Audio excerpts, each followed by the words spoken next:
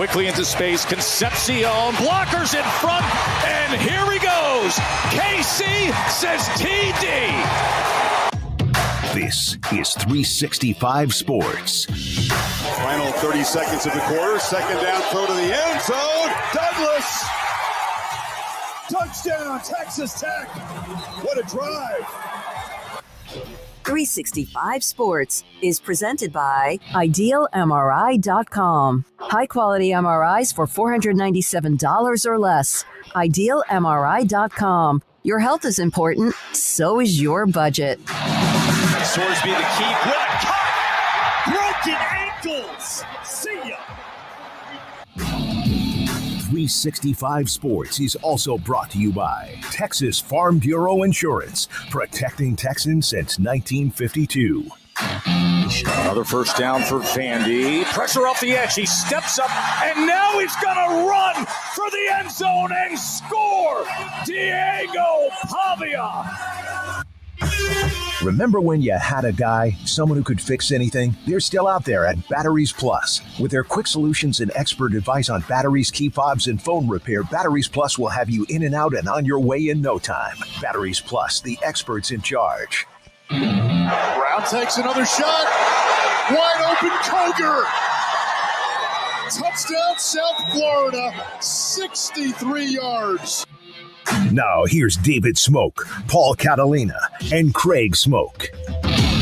And here we go on this Tuesday afternoon. Good afternoon, 365 Sports, the week of conference championship games, and 2 weeks left. Not even really two, because Saturday afternoon, the college football rankings will be released to who gets in the playoff. They'll have it tonight, too, and you'll get a better idea. And I'll give you a little nugget of what Dave Bartu told me in a minute. He'll join us tomorrow to break it down, what they say tonight. College football championship weekend, and yes, that rankings tonight, but so much more to get to.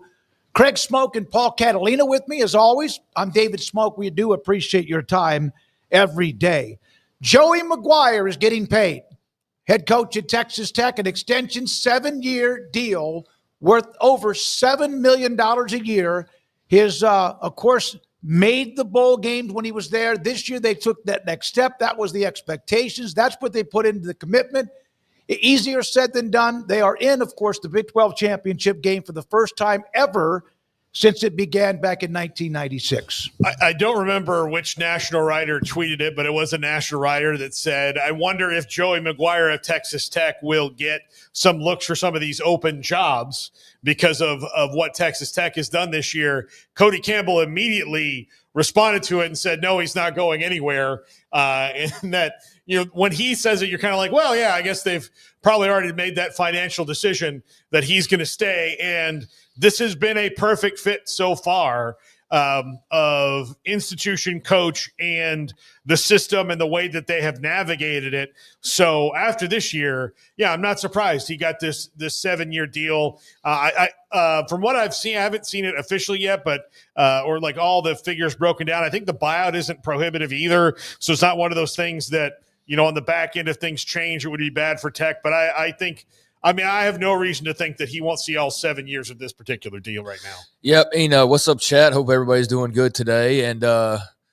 it seems like quite a newsworthy week for the two head coaches in the Big 12 championship game. You got one making a major decision on what he's going to do in the future. And now you've got the other in Joey Maguire having made a decision, cemented that about his future. And his isn't surprising at all, as I think it's a perfect marriage and has been pretty much everything you could have asked for on the investment side of things, from Cody Campbell, president, AD, and others, to on the football side of things. You've got everything you could want and more investment-wise, and also a really good football team.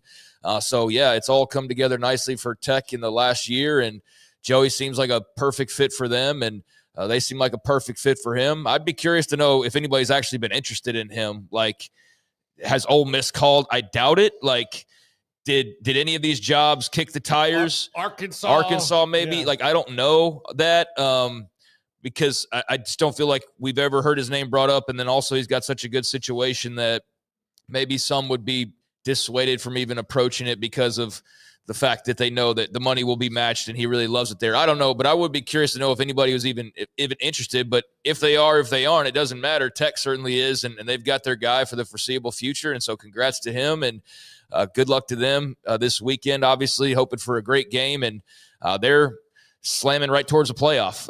Regardless of what happens, but certainly you don't want to be A&M and go, well, at least we made the playoff.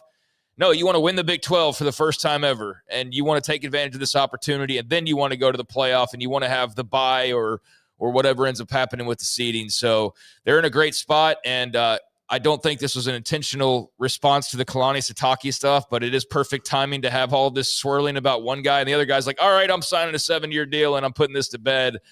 So that's just unintentional gamesmanship, perhaps. Yeah, it is especially, right after the day when some of that started swirling with Kalani Sitake. I did text back and forth with Dave McCann. He covers BYU. He's in television, does some shows, and he's going to join us at some point. He said he's supposed to sit down with Kalani Sitake, and I got the feeling it's tomorrow. And then after he does the interview, he's also going to join us to discuss what Sitake told him and more. Steve Young appeared today on the Dan Patrick Show and said they're going to have to rip him, Kalani Sitake, away from our bloody hands to get him to Penn State. Well, $7 million, I don't know exactly where that puts him just yet in the whole big picture. I know there's a lot of SEC guys making double digits. Signetti got a significant raise, but $7 million and plus a bunch of bells and whistles, I'd imagine, is good living. So, yeah, congrats to Joey. I'd imagine his staff will be taken care of even further as well. Like, money's not going to be an issue out there. Like, that's the one thing it's not going to be a money issue whatsoever. But you do want to make sure you stamp out things before they can even get started. Look at BYU. And so, if Tech had anything to worry about, there's nothing to worry about at this point. But I don't think there was to begin with. Yeah, and then, of course, now with Joey, he was asked during this early part of the week as they get ready for the Big 12 championship game about the coaching carousel and the calendar in college football. And he, like Mac Brown said this with us yesterday, which is a great segment. Appreciate him for joining us, that college football, if they really just stop for a second and let all the other cars pass by, could fix this with a couple of different pretty simple ideas. Here's Joey Maguire. The portal in the spring. I want to know what my team is in January so I can create my team and what we did this last year and the chemistry and everything. And so you're just putting a Band-Aid over the problem until we address the calendar. So in my opinion, we all should have played August 23rd. So instead of week 0, we play, that's week 1. That would mean with the buys and everything, the conference championship would have been played over Thanksgiving. So you get that out of the way. So now we know who's in the playoffs. So if you were saying the first round was going to be played Saturday, and then the quarterfinals 7 days after that, semifinals 7 days after that, you actually could play the national championship on January 1st. And then the portal would open on January 2nd. So the season would actually be over. So until you do that, we're still going to have this. If we're going to be like the NFL, to where everybody's saying that, in the NFL, there's a tampering for coaches also, and there's a penalty. And so, hey, if you're going to leave your team that's in the playoffs, maybe your team that you're going to is not eligible for the playoffs the next year. Maybe that changes some of the things. Or, hey, you're going to leave your team for the playoffs. Nobody from your past team or your team that you're coaching at can go to the team that you're going to. You know, that they're not eligible. They can get in the transfer portal, but they've got to go somewhere else. They can't follow you. Until there's some penalties in that, we're going to get the same thing over and over. I do think the biggest thing that we have to address, and TV's got to get behind this, because they've already got this mapped out with the quarterfinals and all this stuff, we've got to push the calendar up, and we've got to get football out of the second semester. We're not supposed to be playing college football on January 19th. That should be over at the very worst of where it has been in the past. I still think that's too late, and the calendar can change that. All right, so that's Joey Maguire, who just signed the extension, discussing what is a fundamental problem, which what Mac Brown said yesterday and others have said before about the calendar makes no sense. Okay, so here's the thing. It's very simple, because what is keeping them from moving everything a week up? Like in reality, just game-wise, before we get into portal and coaching moves, like what would be stopping that? The network television? Yeah, but even then, like TV and sports TV in August isn't that great for ratings. No, it's not. So if you told them you're going to get good ratings a week earlier, and you can start selling things a week earlier, and we can separate enough from the NFL to where you're going to be done and the national championship game won't necessarily be a ratings dud by comparison, like I think that that would incentivize television to get behind this. But a lot of it also is, you know, when he says they're playing the championship games on Thanksgiving weekend, I think a lot of that people are like, well, no, that's when the rivalry weekend is. Well, no, it can be moved up. And this way also, this gives them a couple of weeks to maybe let Army-Navy have at least a time slot where it's just Army-Navy. I think that as unfortunate as it has become, Army-Navy needs to maybe just be the first game and then everything else can be after it. It being the only game on that day, I think that time is come and gone, unfortunately. But we can keep things close to what they were and then move on to all those other things. Yeah, I don't think Army-Navy is important because it's the only game on that day. I think that they can change with the times as well, but that they do need their showcase and needs to still feel special and separate from your typical game. So you can still spice it up, but yeah, it doesn't necessarily have to be just the only show in town. And I mean, I've seen Dan Lanning say the same thing about finishing on January 1st. I'd be all for that. I think it is silly to finish over halfway through the month of January for no real reason other than that's just when the calendar is now and how the season starts and when it finishes. So yeah, that seems like a pretty reasonable answer to that issue. I'm somebody who likes things. I could dip into the gray, but I mean, I do like to see things functionally like black and white and it just makes sense. And right now, college football's entire scheduling is very much like just shades of gray, and it could be a lot more black and white. And I think black and white would just make a lot more sense and be a lot cleaner and just better organized for the sport that has really a lot of organizational problems right now. So that sounds good to me. I mean, I'm sure he's got his idea on the playoffs as well and how all that would work, but ending on January 1st, I think makes like too much sense. I'm sure the NFL does something then, and that's why I don't know. I don't know outside of, like you said, why the TV networks wouldn't want to do this.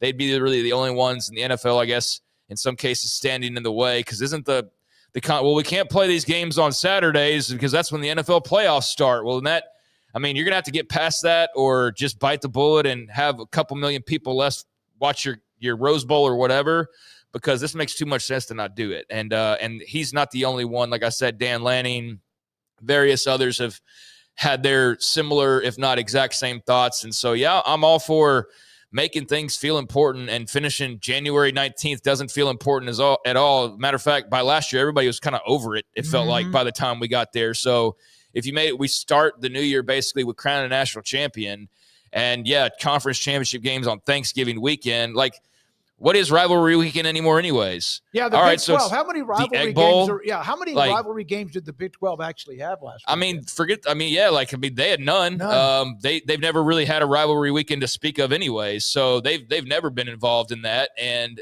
the others who have been, I get that there's a little bit of tradition, but I don't think the Egg Bowl is greatly affected by not being Black Friday. I don't think A&M Texas can't be A&M Texas if it's just a week difference. So yeah, I think that makes a ton of sense. And a lot of these ideas make too much sense, and then they never go anywhere. And that's what's the mind-boggling part. Because again, like, who's making the calls? The TV networks, I guess, are the ones doing that. But yeah, I wish they would set up something similar, if not exactly like that, because it would be clean, to the point, and it would be best for everybody involved to just have that kind of cutoff that aligns with everything else. And it could solve your academic calendar issue as well. Right. And that's not even to say, like what I mentioned yesterday is, there needs to be some also pathway thing if that doesn't exactly work out with everybody, because the portal's only a couple weeks or whatever. You have to maybe extend it to 3 weeks because now you have more time. Signing day can be back in February now because the portal does exist. Like, here's the thing about the early signing day. It made so much sense when they brought it to December because there wasn't the transfer portal in the same way that it was now when they made that rule. It was actually a really good idea then. Well, then in the interim, now you've got the portal, which you would probably rather do before signing day. And then you can have your signing day and build out that way. So it just makes more sense. And then you can do with spring football, whatever the future of spring football is. If it's OTAs, if it's traditional spring football with maybe a spring game against an FCS opponent or something like that, or another opponent, like, you can figure all those things out and how to make all that work. But if you just straighten up the calendar and, make it where it makes sense, then I think a lot of these things will fall in line after that. That makes too much sense, and they want to have committee meetings. Just get everybody that's a part of the decisions, from coaches to ADs, to presidents, to TV, in the same room, and get it done. That's what the problem is to me. Who's making this decision? Yeah. Like, who are they appealing to? Like, are they talking to ABC? So ABC is the one that needs to pull the trigger on this. Like, that's what I'm always flummoxed by, is like, who are they talking to? Who's the person that makes this happen? Because everybody's got ideas, but like, I don't know where they go after they're set out in public. So it's like, Dan Lanning said this, and Joey Maguire said this, and Nick Saban said this, and so-and-so said this. And like, where do these things go eventually? Like, they're just, we talk about them and we go, yeah, that'd be really cool. That would make sense. And then they don't happen because I don't know who they're supposed to go to make these things happen. And those people, if they can make it happen, apparently don't have interest. You know what the NFL does when they want to change something or add something? They do it. And the network says how much. Basically, yeah, they talk to them first, but they get it done. Well, yeah, but they also have a commissioner that talks to the TV networks. That's true. Craig's point is that, like, who does they go to? I bet you if you ask Joey Maguire, who would you go to if you could sit in front of somebody? What's that person's name? He's like, surely not the guy now. No, but he goes, you tell me. Yeah, because he doesn't know either. We had a coach at Big 12 Media Days that said, we don't know. No one ever asked us our opinion. I don't know if it was Kleiman or who it was. And look, Texas Tech has now become at the forefront of a lot of these issues. They're the ones, and we didn't even really to talk about this last week because of the Eric Morris thing hit on the same day, but they're the ones, along with the state of Texas, who is encouraging their schools not to sign the new CSC agreement because it, in their opinion, it doesn't allow states to enforce their own laws, which actually is not really, that's kind of what it says. It's like, you're going to follow the CSC rules and not your state laws. And so states aren't going to like that. Well, our state, Texas, has decided they are going to stand in the way of that. So if you don't even know, and part of the thing I think a lot of schools don't know about the CSC is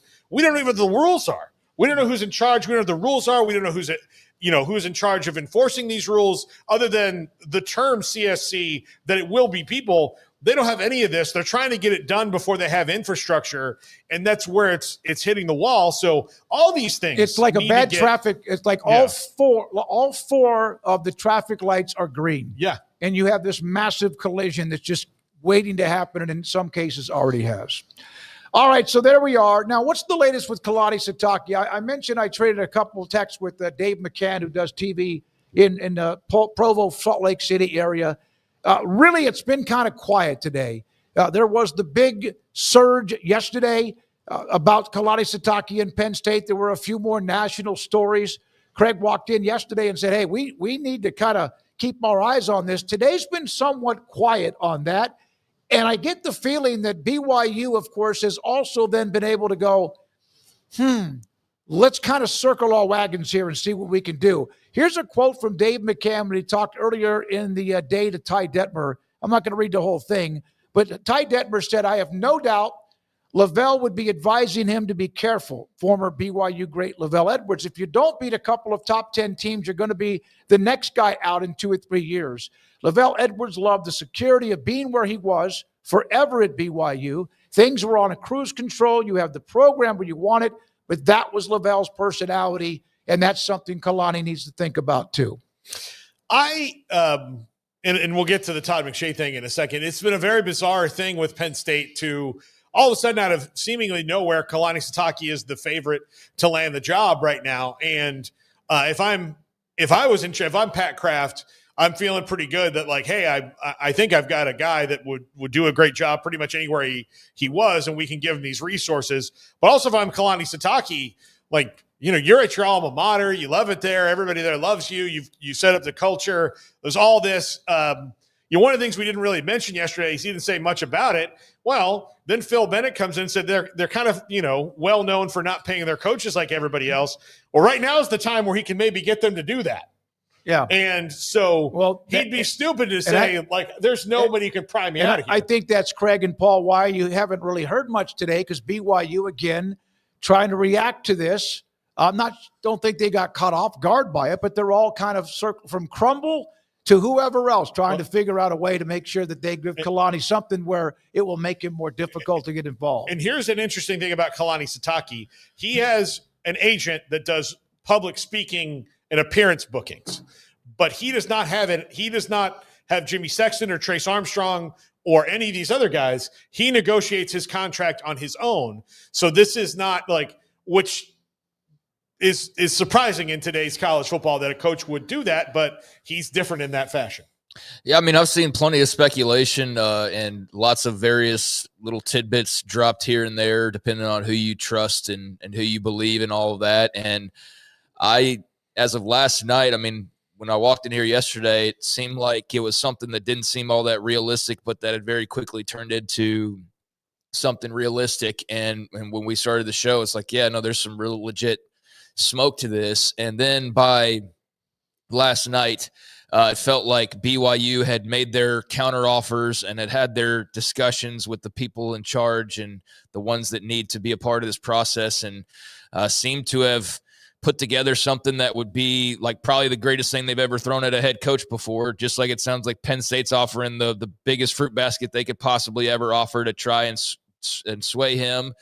And I'd imagine you have to offer a bit more when you're taking a guy from his roots, his alma mater, his history, his religion, like all of those things that he has going on in Provo. And so, yeah, it's been a really fascinating back and forth because 1 minute it feels like BYU's guaranteed that he's coming back, and now 5 minutes later it's like Penn State still believes that he's coming there. They had a handshake agreement as of Sunday. You've seen that out there. So I don't know what to believe at this point. Once the Crumble Cookie CEO started getting involved and put out like the opening your hearts to Kalani Sitake Twitter thread, and you see like thousands of replies. Like, I'm sure if he's reading that makes that decision much more difficult, if not sways him to outright stay where he is.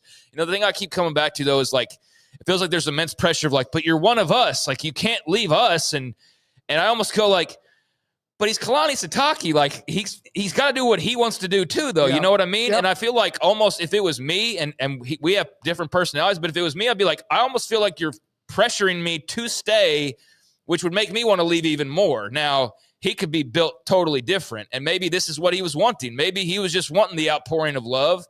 Although I don't think he's a needy guy, he definitely wanted more money for his staff. Sure. He definitely wanted more money for himself, and he's going to get all those things and more regardless of which position he chooses. But, yes, there's an immense amount of pressure of, like, you're one of us. You can't leave. And also I'm sure on his part of, like, this is all I've ever known, really, and this is everything that I am and that I've been and worked for. So we know his love of Lavelle Edwards and just all things BYU. And so, yeah, I'd imagine this is excruciatingly difficult, and the timing is – just downright awful for BYU. And so I'm waiting on pins and needles like everybody else. At this point, I almost feel like the pressure's too much to leave and just everything involved. Like if the money's all equal and you're going to get that Kevin Young basketball investment, but in football, and you're going to be, as things were swirling last night, like on par or close to Texas Tech's budget and staff and all of that, then that would be really enticing. And I think that would be hard to turn down. And I would think that he probably sticks around Provo, but maybe there's just that part of him that wants something new, but we got to find out soon, because it does feel like as of last night, I was almost expecting like today would be Kalani Sitake announces he's staying at BYU. Let's get this behind us. Let's focus on Saturday and let's go play ball against Texas Tech. And I would think that something's got to drop in the next day or two, because if he doesn't, then what are you going to do? Like Saturday, you're going to announce it? I mean, I think that's why I keep bringing him up, because Dave McCann, who covers BYU, felt like there would be some sort of closure, he thinks, by tomorrow. I would think you'd have to have some closure by tomorrow at the latest, because you can't, like, if your plan is, well, I'll do it on Saturday. It's like, what if you lose? So you turn around and, like, I guess that'd be lipstick on not a pig, but it would be a saving grace in a day where you wish you would have won the Big 12 title. But then again, it's like, so you could have just said this 3 days ago and not distracted the team, and we could have just played Tech straight up without any of these questions. So there's that whole timing of this. Yeah, it's as soon as they fill their spot, there might be something else that pops. So that's the craziness. At least a lot of those jobs, of course, were filled over the weekend. We're going to get to a note about Ole Miss in just a second and their playoff run. Todd McShay was on Bill Simmons' podcast today and shed some light on what he's heard. Now, Todd McShay's been an NFL analyst, was on with ESPN forever, he and Mel Kiper. But he said that Jimmy Sexton has gone to war with Penn State AD Pat Kraft because of the James Franklin being fired. Sexton is making it practically impossible for Penn State to hire somebody that is worthwhile. Now, Kalani Sitake would be worthwhile.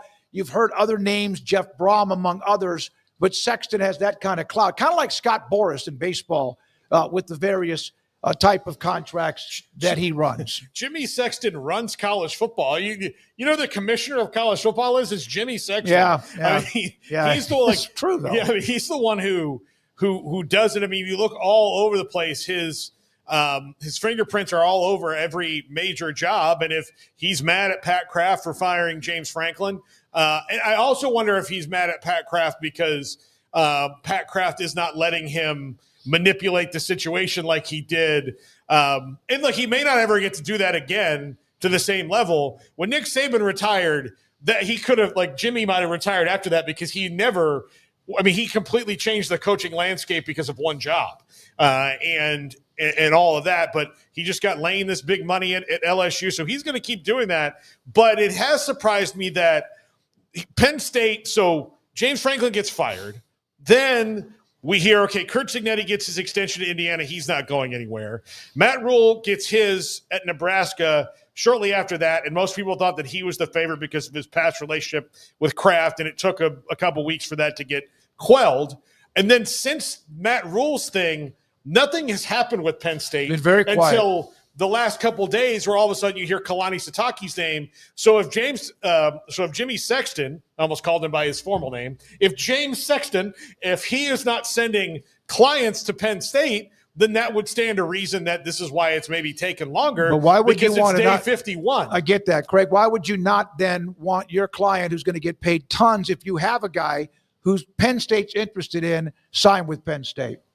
That to me is working against your own client. Yeah, I mean, I don't know how much stock to put into all of that. I mean, I know Jimmy Sexton is as powerful as anybody. I know that he's as well connected as anybody, and You've seen some of the open conflicts of interest, especially with Nick Saban these last couple of days, right? We've heard the name Jimmy Sexton a lot, and Saban and his mentoring of Lane Kiffin, and Lane basically saying that that Saban said to take the LSU job, even though Saban's at ESPN. Like, there's this whole to-do about that, but Jimmy Sexton's in the middle of all those guys. So, yeah, he's as powerful as anybody, and I don't quite understand why he would maybe hurt his client in this case, but I do get where – I guess some of this is coming from, if this is in fact true. Like, I mean, I don't know. Like, is Todd McShay to be believed on every single thing? I'm not sure, but this is interesting, and it at least makes some sense about why this has been such a difficult process for Penn State that they thought was going to be clearly an easy process when they decided to fire James Franklin, because if they've been told, hey, here's what you're looking at is 5 weeks after firing James Franklin, you're trying to go to war with BYU for their alum head coach, and it comes down to money and things of that nature, they would not have ever waged that battle. They never would have thought they'd be in that battle. And so this was not how they drew it up at all. So this at least makes sense of how messy this has been for them. And yeah, they stand to have a lot of egg on their face if they don't get Kalani Sitake. I don't know what they do if this doesn't work out for them. Sometimes somebody falls in your lap that you didn't even expect to be a part of it. But right now, it's still to be determined. Bill O'Brien is not leaving Boston College. They are another one of these schools. We've seen Maryland, Florida State, among others, who have said we've got to give our football program more and more and more. Bill O'Brien will be remaining with the Eagles at Boston College and returning for yet another year. It is a new strategy in college football to tell fans to help bail out the coach that none of them like at the current time. Well, this is really our fault because we cheaped out on this poor guy. And now we've learned our lesson, and we're not going to cheap out anymore. But then that's also to set up the fact that they're like, so you know how we said we wouldn't cheap out? Yeah, it's kind of on you guys. Like, we need you to give us more money. And then they're like, yeah, but I don't like the guy that we're giving the money to. And they're like, yeah, but it was our fault. And so it's the circular logic of college administrators when it comes to these things. But the other part of that, too, and I would have very little faith in my athletic department if they came out and admitted this, when you say, like, okay, Texas Tech was ready for this, and they're by no way a blue blood. How come they had the foresight to plan this out over a couple of years, and you guys sat on your hands and did nothing, and then here we're in this position where you are admitting you didn't do enough to help us win in the current landscape like you thought it was going to go another way? So should we even trust you to run this department is the question I would be asking any of these ADs at any of these schools who have retained their coach and then admitted, well, we didn't really do everything that we could to support him. Yeah. Then why should you be in your job? Yeah, that they were not proactive. They have now been reactive. And some reasons, some of these coaches are going to come back for yet another year. And then there's Lane Kiffin in Mississippi, no longer there. They will be a part of the college football playoff. They'll probably maybe drop a note or two tonight when they release the standings because of the Lane Kiffin story. But Charlie Weiss is going to be able to coach the team during the postseason. Lane Kiffin gave him, go do it. Ole Miss will have their offensive coordinator, which is one of the concerns about when Kiffin leaving. He could not stay and should not have been able to stay, but Charlie Weiss will be there to help call the plays on offense. And he will be the offensive coordinator at LSU next year. Lane Kiffin released a statement saying he contacted the committee and told them as much, and they got it worked out with Charlie at LSU and Ole Miss and all that. So they, for the most part, other than a couple guys, have the staff that was in place outside of Lane Kiffin for the playoff run. So hopefully for Ole Miss's sake, his absence won't affect them that much, but it was certainly something that, I want to say it's the least he could do, but it's very complicated. The other thing I wonder about, though, Charlie Weiss is going to be at LSU.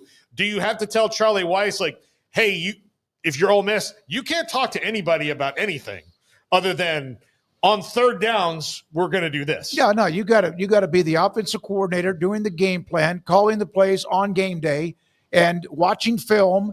And that's pretty much it. You don't need to have any kind of distraction, although I'm sure LSU will still get something out of him. If Ole Miss is get dinged tonight, I'm interested in how that's going to happen. You're going to jump Oklahoma, who they beat over them. Is Notre Dame just going to jump over them even though they've got one loss? And Notre Dame has two. We're going to give Notre Dame a bump for being Notre Dame. Alabama, you're going to jump them over Ole Miss? I don't know where you could drop them actually, but that's obviously been a hot topic of conversation with the coaching change. And so I think this is great for all parties. I'm glad that they are able to work this situation out. I think it's a minor blessing for Ole Miss to have some sort of steady hand that's been around and can guide them. It's not like it's a complete overhaul of the staff. It's just Lane Kiffin won't be there and a few other guys, but a guy who's helped Trinidad Chambliss and Kawan Lacey and Sean Stribling and all those guys have a great year. We'll be there to see it through, and I think that's great. I mean, amongst all the messiness and the pettiness and Jimmy Sexton's trying to sabotage Penn State and prove a point because they fired his client, like all that kind of stuff. Like, yeah, we can work it out. Like LSU is fine letting him coach this out, and I think that's a nice gesture from Lane. However, this came about, not ideal for each party, but the best that they could come up with in this situation. So I think that's good. By the way, I did ask Dave Bartu about the rankings tonight. I said, is there going to be anything that's a major shakeup? And he said the only thing that he feels like will change is A&M with the loss to UT will drop to 7, and everybody that was behind them, the numbers that would be moved up would jump ahead of them. And that's it. But that's about the only change he expects in the top, what would be the top 12 or the top 10 that matters. So Ole Miss is at 7. Yep. So are you going to drop them? Are they right in front of Ole Miss? He thinks, based on Dave Bartu, then what he's saying is that Ole Miss will move up to number 6 tonight, and A&M will be at 7. Yeah, so much for Lane Kiffin costing them playoff spots. They're actually going to potentially move up a spot after losing Lane Kiffin. Yep. So all that talk was for complete nothing. If that is how it turns out, we'll see later on tonight, obviously. All right. We need to really get that breaking news tone because something we were just talking about has apparently reached its resolution. BYU? And Kalani Sitake, according to On3 Sports, according to Pete Thamel, he has started to inform people that he is, in fact, staying in Provo, and BYU is committing $10 to $15 million of NIL on top of revenue sharing. New deal is currently expected to pay Sitake roughly $9 to $9.5 million. That's awesome. That's awesome. So, hey, supply and demand, we've talked about it. Good for Kalani, good for his staff, and great for BYU. And this now appears to be Penn State. Who's next? Brian Daboll or someone along those lines. But yeah, congrats to BYU fans. This is obviously a huge deal, and we're going to get breaking news. It's going to be like for a point guard at Creighton getting hurt by the time we get around to it, unfortunately, because man, these last few days have been we're off, but yeah, this is ideal for a breaking news buzzer is this news right here. And so with or without it, it is big news nonetheless. And that's awesome. You knew, like we were just saying, that this had to get wrapped up here soon because the longer it went, it made no sense for BYU side of things for him to not make a decision one way or the other. So he's getting richly rewarded and deservedly so, his staff as well. And yeah, they'll be able to flash the cash when it comes to the NIL side of things, even more so than they were already doing. So I think you've got two teams playing this weekend who have firmly established head coaches that are in it for the next decade or so, with probably the biggest NIL budgets in the league, and obviously both on a great run right now. So Tech and BYU, it's been a very fruitful couple of days for them, sure. And this is why when you're at a press conference and somebody says, hey, you're emerged as the favorite at Penn State, you say, look, I'm focused on the Big 12 championship game, and that's what I have to do. That's what I owe this team. And then behind the scenes, the mighty money people there in Provo go, okay, we got to stop this right now. Whoa. And they did. Yeah. And they damn sure did. Good for BYU for stepping up. Good for Kalani Sitake for appears to be back where he is home at BYU, and Penn State find yet another candidate. Ask Michael DeHart. I think that was you who texted me that same story that Paul brought in about Sitake and the looming extension and more. He texted me too, but we don't have the budget to pay you, Mike. No, we don't. We don't. But thank you for stringing. A lot of other things to get to, and we do have guest Ari Temkin today and Shahan Juaraja today. We'll have John McClain a little bit later on. Craig's off the radar. And yes, at the end, we'll wrap it up with the top 5, the quizzes, the poll results, and spinning the wheel. We appreciate those of you who have already Jump in with us. Thank you for being a part of 365 Sports, whether it's on Twitter or YouTube. We appreciate it. Subscribe to the YouTube channel if you have not. And back with more. This is 365 Sports. Baylor alumni and fan engagement. Now, normally, and of course, unfortunately, what is it? In 3 of the 6 years that Baylor will not be a part of a bowl. So that's not going to happen. But there's other events that they will do when it comes to what basketball does. And of course, the women off to a pretty good start. The men are too. They will go wherever they go when it comes to later on, when it comes to not just the tournament play or Big 12 play, they're always on the road. And let's say that you are not in the Texas area or you're not near Central Texas. Maybe you're in Salt Lake City and there are a nice chunk of Baylor alums in that city, or perhaps it's Kansas City. Wherever it is and you have an event that you want to promote, get in touch with Doug Furch and Paul Thorpe, and they can help you out and spread the word. It's the Baylor Alumni and Fan Engagement. Doug Furch and Paul Thorpe. Go to Baylor.edu.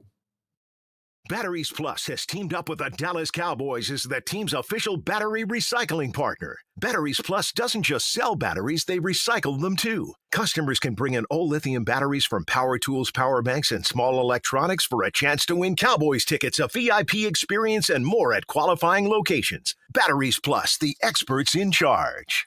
That's my go-to guy. Can you fix my smartphone? Yes. You have car batteries? Yeah. What about golf cart batteries? Of course. Battery from a G-Fob? Absolutely. My boat? Huge variety. Toy boat? Sure. Motorcycles? You bet. My apartment building? Whole building. Do you have batteries for my party lights? Yeah. Batteries Plus, the experts in charge. Overwhelmed by your inbox? Clean Email is here to help. Organize, clean, and manage your emails with powerful automation tools. Say goodbye to spam and clutter and enjoy a stress-free inbox. Try Clean Email today at cleanemail.com. Golfballs.com carries the latest selection of golf balls, clubs, and gear from brands such as Titleist, TaylorMade, and Callaway. Golfballs.com remains the world leader in golf customization. And of course, online at golfballs.com.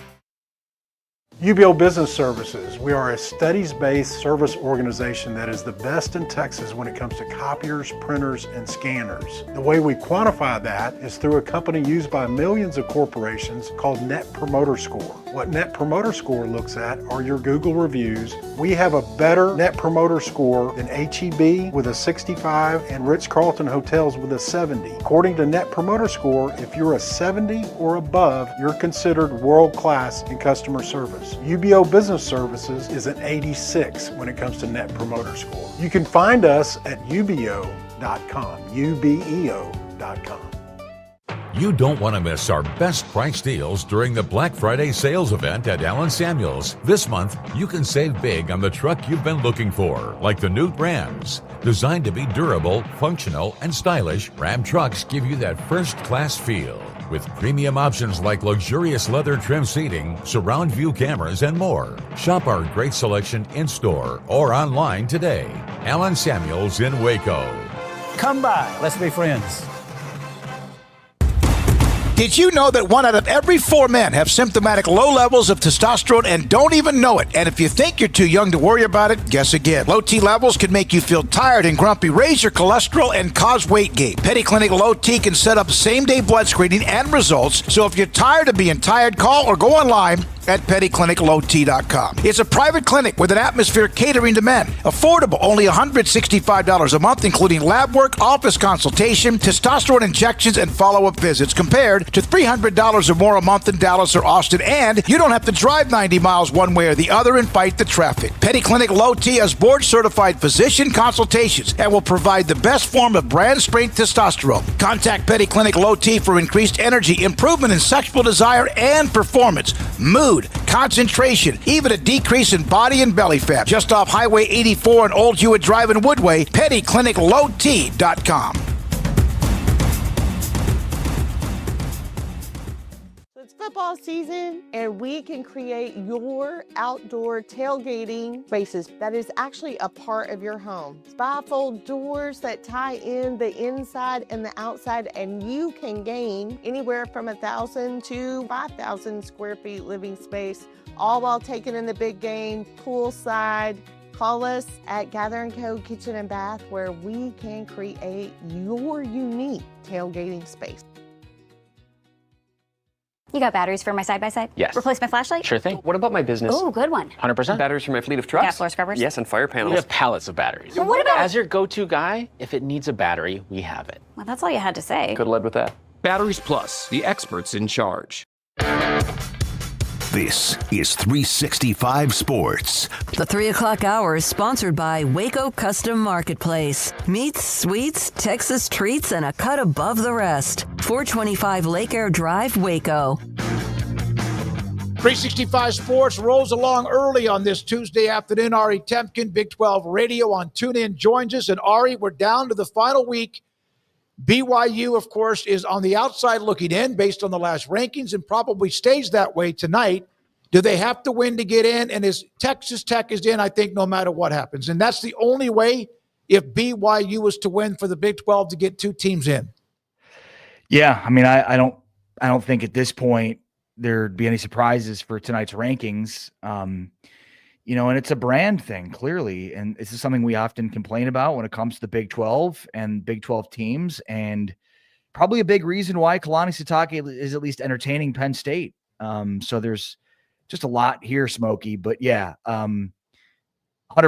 It feels like BYU's only chance to get in is with a win. And in that case, I'd imagine both Big 12 teams get in.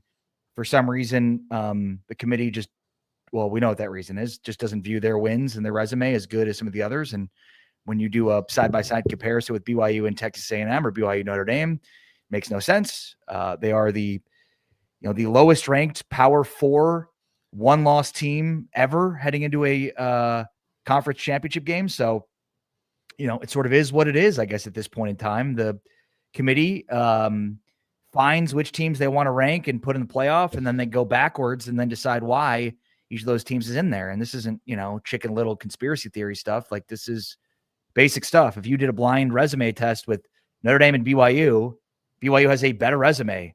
The only thing they're not better at is having long football history as Notre Dame does. Although BYU has won a national championship, it does have a Heisman Trophy winner. So, but clearly that's the reason why they're lower ranked than they are right now, and they probably should be. Well, Ari, just in the last few minutes, it's been reported that Kalani Sitake is going to stay. So that changes a lot of things. They're $10 to $15 million in NIL, $9 to $9.5 million in salary. BYU, like they did with basketball, is pushing all the chips into the middle on football. And I know that that's not going to be a message to the committee this year, but it's certainly a message received by the BYU power brokers that, if you're going to really compete, you have to decide to be in it. Yeah. And, what's interesting about this is, BYU feels like has been all in. But certainly some of the reports on what Kalani Sitake had been making, I think with it not being a public institution, some of these numbers are just reported, but it was like $3 million a year, which, at this day and age for a high level college football coach, that's pretty low. So, I think some of the flirtations with Penn State had to do with that, had to do with NIL, had to do with assistant coaches. It ultimately had to do with what you just talked about, Paul, which is, are you all in enough in order to get us to a spot where we don't have to lobby ourselves to get into the playoff? And look, maybe some of this is just perception and narrative, which, shouldn't be the case, but certainly seems to be the case. And, there's still a belief that when you look at the SEC, look at the Big Ten, that those are tested teams that have been through the gauntlet.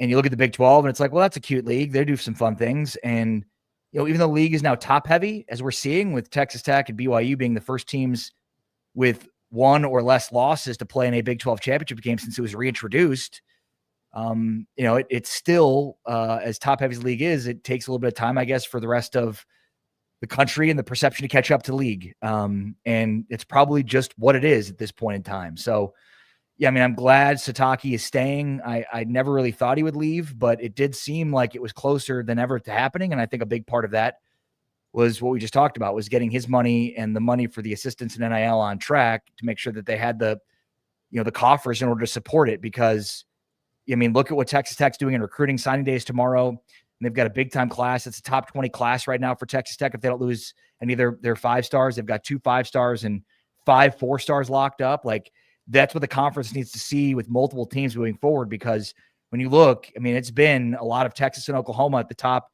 of the 247 and composite rankings when it comes to recruiting. And we haven't seen a lot of Big 12 schools. And obviously it's going to take some success and money to break through in that way. And Tech has already done that. And so hopefully BYU can with Ryder Lyons as a 5-star in tow right now.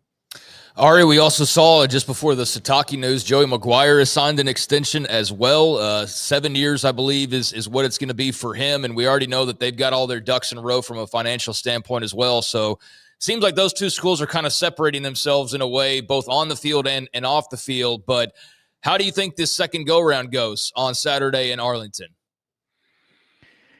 Yeah, is Joey Maguire repped by Jimmy Sexton? I don't know, actually. Feels like he probably is, and good for Joey. He's earned it. I just don't get at all why these coaches are locked up for such a ridiculous long period of time. Like I don't get it. And again, Joey's the best, and I love him, and good for him. But it's like, just it feels careless in a world in which there's 180 million of dead money being spent right now on coaches not to coach. But I digress. Look, I do think it'll go differently. I think it should be closer. I think, look, both of these teams are improved. They're certainly not the same teams they were when they first played, but, I'd argue that the steps that BYU has made offensively have shown dramatic improvement. I mean, we saw Chase Roberts, their best receiver, miss last week's game, and then Parker Kingston slid right in and played really well in that spot. So, they've got the playmakers. We know they've got the running game, and I think the quarterback is much better in position to play at a higher level in this game, because that's what they're going to need, obviously. With Texas Tech, it starts with what they do defensively. And I think, they don't play from behind. And, the obvious matchup here for BYU to exploit is BYU's defense against Texas Tech's offense. But, if I'm Jay Hill, the BYU defensive coordinator, or Aaron Roderick, the BYU offensive coordinator, I want to look deep into what Texas Tech's doing defensively, because, I know that the approach I took game plan wise going into the first game against Texas Tech did not work. And so, I almost want to go flip flop and pass to set up the run a little bit, because obviously they've used the run to set up the pass all season. And that's not going to work against Tech. Like, Tech is going to stop you against the run on first and second down. So I just think they've got to flip flop a little bit and get, Sheil Wood and what Texas Tech's doing on their toes a little bit, and try to make some hay against that great Texas Tech defense. Because again, I think both teams, their strengths are their defense. I still trust Texas Tech's offense a little bit more than BYU's, and what we've seen is Texas Tech is just this immovable object defensively. So I think that's where they got to attack. Yeah, because the first game wasn't close. It took a while to kind of just completely separate, but that game never seemed like it was ever in doubt. And BYU is going to need, like you said, Texas Tech doesn't fall behind. They're going to need something to happen early to kind of get all of that fog from the previous game out of their heads and get looking forward. And Smoak, you look at the West Virginia game, and you're not going to take a ton away, except for the first few drives. West Virginia did a really good job in generating pressure on Barrett Morton, and first couple of drives, Texas Tech did not look good. And then they got their running game going, and they were off to the races, up 49, winning 49-0. So, the idea there that they were tied 0-0 early on in the game, or they're just used to playing from ahead. Their defense is the catalyst for everything that they do, and then they use that to run the football and bleed clock. And so, I think it starts with BYU's offensive attack, and you can't go into this game and think this is what we do and this is how we're going to do it, because that's what they did the first time these two teams played. And this Texas Tech's defense is so good and so dominant. You've got to do different things. You've got to, again, pass on first down. You just can't be obvious in your down and distance passing situations and play calling situations. So that's where I would attack. If I were BYU, I would try to build a little bit of a lead, try to get out in front. But look, easier said than done. Tech's a monster. I expect them to win this football game. What was so impressive to me when they played the first time, Bear Bachmeier's strength right now, obviously, is his ability to run the ball. And when he gets out in space, he's going to get a couple extra yards because he's a behemoth. He's built like Dante Culpepper big. He's just so huge. He's a load. So Tech knew that, if we're going to stop him, we just have to make sure that he doesn't get past the line of scrimmage. So we're going to keep people close to the line of scrimmage and dare him to become a passer today. And we're not going to let him do these things where he just gets out and runs in space and runs over our guys. And that was what nobody else is either able to do or had planned to do with Bear Bachmeier. And it kind of shows how much further along their roster is than a lot of these teams, that they have the athletes that could do it and nobody else did. No, it's a great point, Paul. I mean, in that game, just look at the box score. He had 11 carries for 12 yards, and the Texas Tech only had 1 sack. So it's not like sack-adjusted yardage there, right? I mean, there was not lots of running there, and I would say overall, probably his worst game, in totality, but certainly running the ball. And that's why I say, like, they've got to flip-flop a little bit and not be so obvious in running. But, I mean, at some point, like, Bachmeier is going to have to make some throws from the pocket. And, like, if BYU is going to win this game, like, that's got to happen. And he is a true freshman quarterback. Like, the expectations have been so crazy high for him because he's played at such a high level, but, like, he shouldn't be able to sit in the pocket and pick Texas Tech apart in this game. But that, I think, is a big part of the approach for BYU. They've got to use the pass to open up the run, because in every other game they've used the run to open up the pass, and that's not going to work against Texas Tech. They already tried that. Other teams have tried that. Like, they just don't do that. They want to force you to be obvious, and then they're going to win up front. And so, yeah, I mean, I think that's the key is what you just said, Paul, is like, he's going to have to win in the pocket a little bit. Let's see. Couple 9-win teams that I don't think we're exactly projecting to be 9-game winners there in Arizona and Houston. Which one came as more of a surprise to you this season? Great question. Probably Arizona, only because Houston kind of got off to a really good start, and Arizona came, really big down the stretch of this season. And, like, I mean, not all 9 wins are created equal, but yeah, I would just say what Arizona was able to do, during the final stretch of the season, which is the toughest stretch. I mean, just ask Cincinnati. But I mean, Arizona, would they win 4 straight at the end of the year? 4 or 5? 5 straight? 1, 2, 3, 5 straight. Colorado, Kansas, Cincinnati, Baylor, at Arizona State. Not a lot of tough games in there, but at Cincinnati and at Arizona State, those are big time wins, especially at that point when Cincinnati, and the calendar had just turned to November. So, the Iowa State loss was early when they were still healthy. So that's a tough one. When you play teams matters.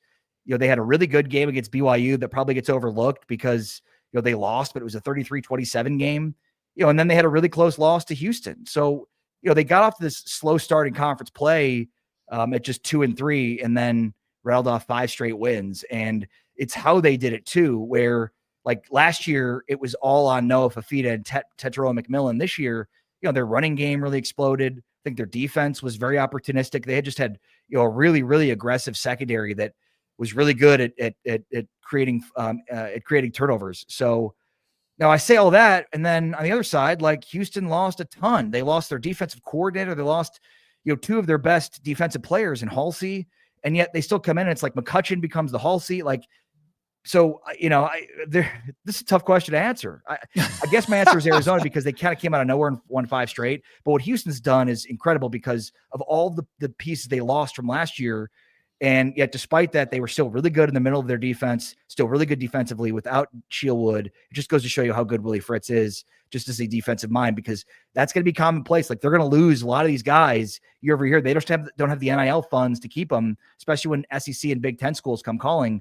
And for them to be able to not really have the depth to replace those guys, but still do it is impressive. All right, so Whittingham, you never know what he might do. He might say, okay, this is it. We don't know that. And he deserves it if he wants to ride off in the sunset. Then you have Gundy's been replaced by Eric Morris. Everything else, I think, is pretty much, it appears to be calm. Obviously, Baylor's been through the rough stretch and continue to do that. Do you feel like Leipold and Kleiman are both okay? Get to the offseason and try to regroup? You're a KU guy. What are your thoughts? 100%. I mean, look, Kleiman, it's been a rough couple of seasons here. And, the reality is 6-6 just doesn't cut it at K-State. I mean, they have a higher standard than that. But, he still won a Big 12 championship. He's had multiple 10-win seasons. I think he's got a longer leash at this point, Chris Kleiman does, than Lance Leipold.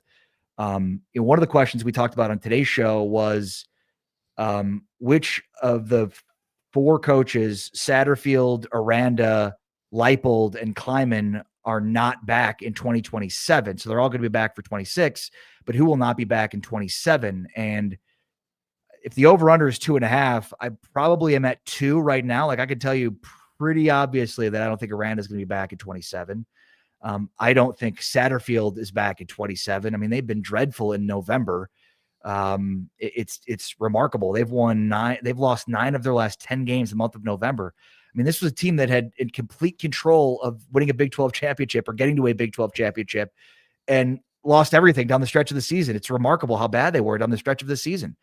And then there's Leipold and Kleiman. Look, I mean, Leipold, I mean, he's the guy that if this goes over 2.5 of those 4 coaches, he's the guy that does it. I just have more faith and confidence that Kleiman will get it figured out.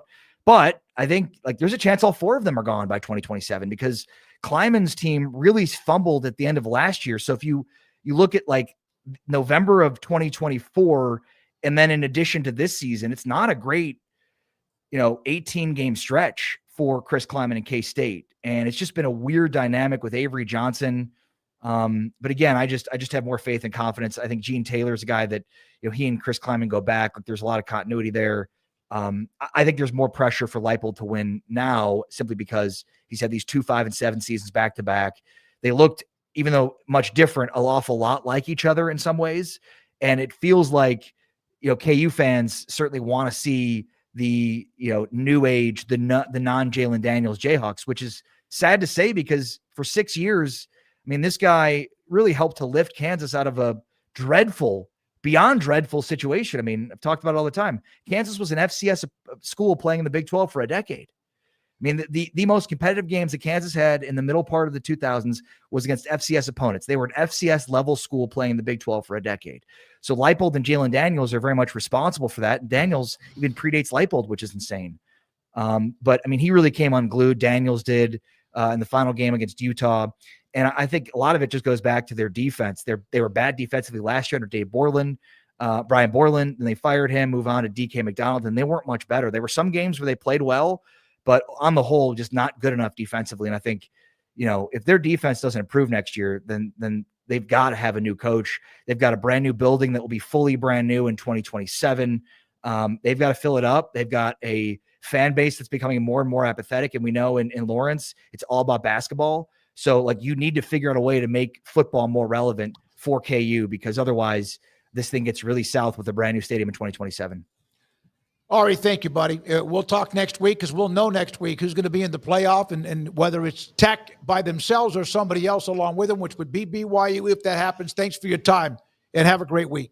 You too, guys. Take care. Thank you. Ari Temkin. In the mornings on Big 12 Radio, James Wesley, and by the way, on TuneIn, Big 12 Radio. Coming up next, Shahan Juaraja, CBS Sports.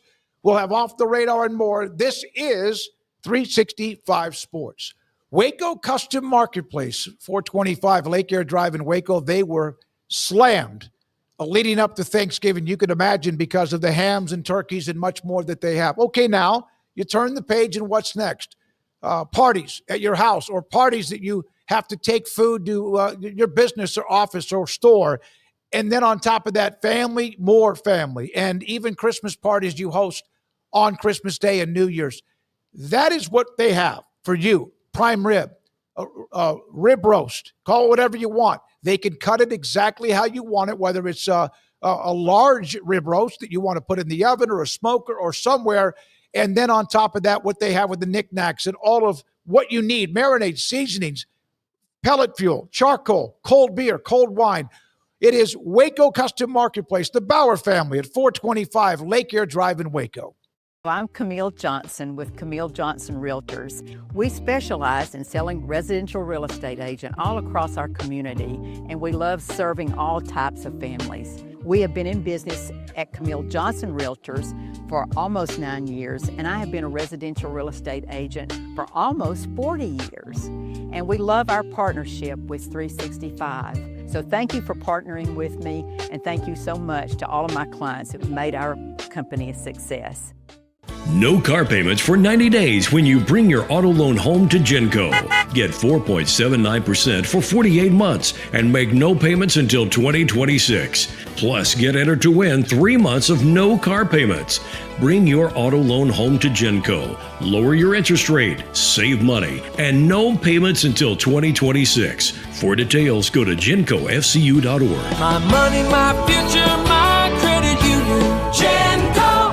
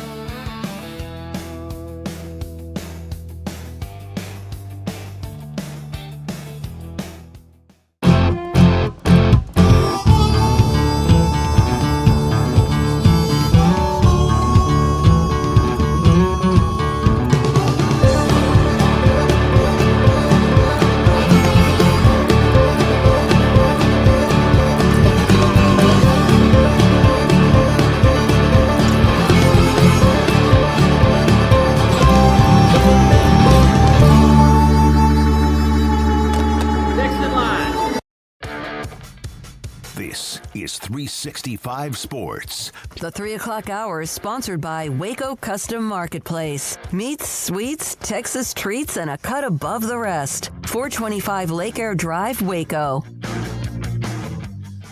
365 Sports on this Tuesday afternoon. Shahan Juaraja, CBS Sports, joins us as we head for the next to the last rankings in college football and, of course, conference championship weekend. Craig? Shahan, this is a very interesting week because of all of that. And we see Kalani Sitake getting his extension. We see Joe Maguire getting his. How much do you think that takes a little of the pressure off of maybe not Texas Tech, but BYU this week, as they were maybe we were sitting around going, is he going to Penn State? Yeah, this is the first time that really since, I mean, in some ways being a major college program, that BYU has had to deal with this kind of uncertainty. When you think of even their great runs in the 80s and all that, it was Lavelle Edwards. There was never a whole lot of question about that. Obviously, during their run so far, I mean, Kalani Sitake's been there, 10 years or so. So I think that this is a spot that this roster and this program was not necessarily familiar to. And I think that getting that resolved, being able to retain their coach, it just gives them, I think, another gear heading into this weekend. There won't be any distractions. They're able to take full advantage of this opportunity. And again, they know that this gets to be the start of something. We'll obviously see if they're able to win this game against a really, really good Texas Tech team, but this isn't going to be one last ride either. So I think that getting this resolved today on Tuesday, as it sounds like has been done, gives them at least the next couple of days to really focus in on a really big game for this program. Shahan, how much were you riding that roller coaster of speculation surrounding Kalani? Because it seemed like it was basically a gambling site that tries to say that it's not gambling, basically, to skirt rules as best it can. And then you had like Liam Blutman at Barstool had like apparently all the information going on. But man, I kind of just glanced at it and didn't think much of it. And then next thing you know, I mean, this thing had fire shooting out of every possible direction. So what was your kind of thoughts on how this all played out? Yeah, well, I mean, I hope that they're not a sponsor, but like, don't pay attention to that betting market stuff, man. Like, don't do that. That's like, sometimes it comes with some real information, and sometimes it comes with absolutely nothing. And I guess that's sometimes how we like to live, right? But here's the reality, right? So, I mean, I'm really lucky. One, I obviously know a lot of BYU people, and two, I have some colleagues that are some of the most connected people in the industry. So, we kind of got wind that this Kalani thing might be real over the weekend, and we had heard that there have been some conversations. But I know that one person said to me, "I feel like it seems more like a leverage play." Well, that changed heading into the weekend and heading into the week. And it got to a point where, again, the offer was so good at Penn State, the opportunity was so good that ultimately, it was something that was attractive enough that Kalani Sitake was willing to potentially listen and potentially move on. Now, again, there's going to be a lot of opportunity to go back through and review what happened and hear all the exact people that he talked to. I've heard that he spoke to, members of the church clergy. I've heard that he spoke to people who are tied to Lavelle Edwards' family and all this stuff. And then, of course, there's sort of the crumble cookie guy throwing himself into the mix as well. So really a unique sort of situation, a lot of fun to follow. And I'm really excited, both for myself and some other people, to kind of get into the reporting of it and figure out what on earth just happened. Yeah, it seemed like that kind of blew up yesterday, as you mentioned, and now it seems to be BYU reacted pretty damn quickly. I mean, they took care of their business, which is good. I hate that they had to do that. Not that wish they would have had it taken care of. Texas Tech extends Joey Maguire at the same time. So what are your thoughts about this game? Texas Tech dominated the first game. It wasn't 40-6, but it seemed like it was never in doubt. Your thoughts about this Saturday and what BYU must do better? Yeah, I think the biggest thing is that if you're BYU, you have to go into this game knowing that you're the underdog. Last game, technically it was a 7 versus 8 matchup. Texas Tech was a betting favorite in that game, but BYU was an undefeated team that really, had everything in front of them at that time. That's no longer the case. When the committee talks about BYU, they talk about them as a team that they view as lesser. Even though they're 11-1, they're out of the college football playoff if the season ended today. We expect them to still be in that number 11 spot when the rankings come out tonight. So this is a team that needs to understand we can't hold anything back. We can't try to play cute. We can't try to play safe with it. We have to go out there and throw every single wrench we have on the table. And I think that in a big way, that is especially going to be in the downfield passing game. We saw that Bear Bachmeier, a lot of his completions, a lot of his attempts against Texas Tech the first time were short stuff. They tried to keep him out of trouble. They tried to help him avoid mistakes. You can't play that way in this second game against Texas Tech. They're going to need to go downfield. They're going to need to go side to side. They're going to need him to extend plays and make plays. And you also, of course, need a healthy LJ Martin, both in the running game and the passing game. So huge opportunity for them. I hope that we get to see the best of them. Shahan, read your column today on Jared Curtis flipping to Vanderbilt from Georgia. What kind of is this a message sent by Clark Lee and staff to the rest of the world, or do you think this is to be determined on who follows Jared Curtis to Vandy? Well, here's the reality, right? I mean, they have never had a single top 40 recruit commit to the program, and Jared Curtis is number 3 in the top 247 and number 1 in the 247 sports composite. So calling him the best recruit in program history is way underselling it. This is a generational, game-changing type recruit for Vanderbilt coming in at the quarterback position. For them to win a head-to-head battle against Georgia for him is huge for that program. And here's the deal too, right? Is that obviously every program now has the ability to come out and contend when it comes to the finances of it all. But finances really aren't what makes the final decision for a player of this caliber. They're looking at opportunity, they're looking at track record, they're looking at proof of concept, and they're looking for proof that you can turn me into an elite player and get me drafted into the NFL. Well, Diego Pavia is one of the favorites now to win the Heisman Trophy after coming over from New Mexico State. They've got a great offensive staff led by Tim Beck. And of course, they've got a great head coach in Clark Lee, who just led this team to their first 10-win regular season in history. So I think that this says a lot about how recruits are starting to see this program. You'd be remiss not to mention that this is a hometown kid from Nashville, and certainly not every situation is going to look exactly like that. But I think that it says a lot that they're even able to get into these conversations at this point. Yeah, I think Pavia has if I had one, I don't have one, I know you guys do, but if I had one, I think that's the direction I'm going. It's just the perfect storybook, going to Tennessee and just beating them as not single-handedly, but as decisively as they did. It was just a very cool capper to the regular season for him. But elsewhere in the SEC, little game on Black Friday down in Austin, Texas. UT, the big win over A&M. Shahan, the Aggies are in the playoff. The world hates Texas. That's why they're not in the playoff. And the Longhorns just stumped the Aggies once again. How did you unpack all of what you saw from last Friday?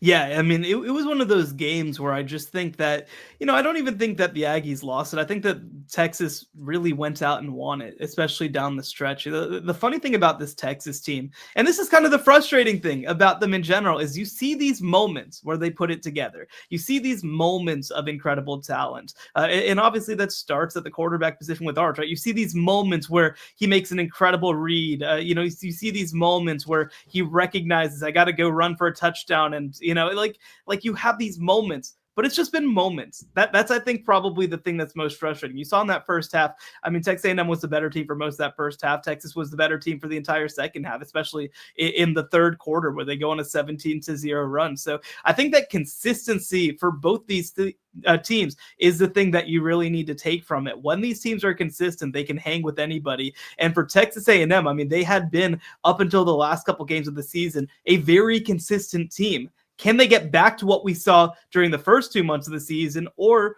are we doomed to kind of see some of the struggles that they had in that South Carolina game and against Texas? So who, in your opinion, that's A&M is going to drop because of the loss, and they're going to fall, according to Dave Bartu, to probably 7, which means whoever was behind, where were they, 3 or 4, will move up a spot. Who, in your opinion, is it Miami? Is it Notre Dame? Who is the one, BYU, who is it that in the end is going to get screwed here?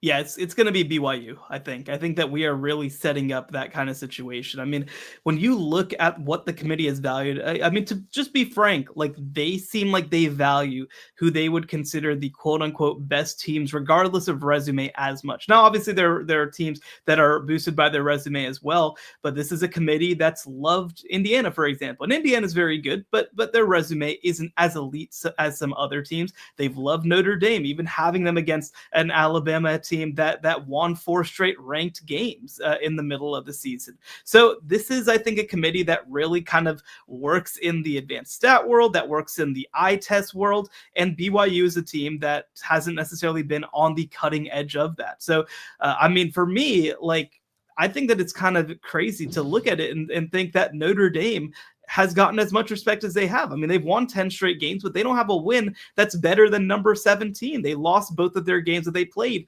against top 15 opponents. At the last moment, of course, but still, to go 0-2 in your top 15 games, whereas BYU has a win over number 13, that's kind of stark to me. So I think that BYU is going to be the team that gets screwed. You looked, I think, I can't remember exactly what the stat was that I saw on social media, but I believe in the college football playoff era, this is the lowest that a team has ever finished after going 11-1 in a power conference. They're number 11 right now, the only team during that run to finish outside of the top 10. And while, again, like I understand sort of individual cases, it's still pretty jarring to see a team that has the quality of wins that they have, that has the quality of play that they have, still end up outside of the top 10.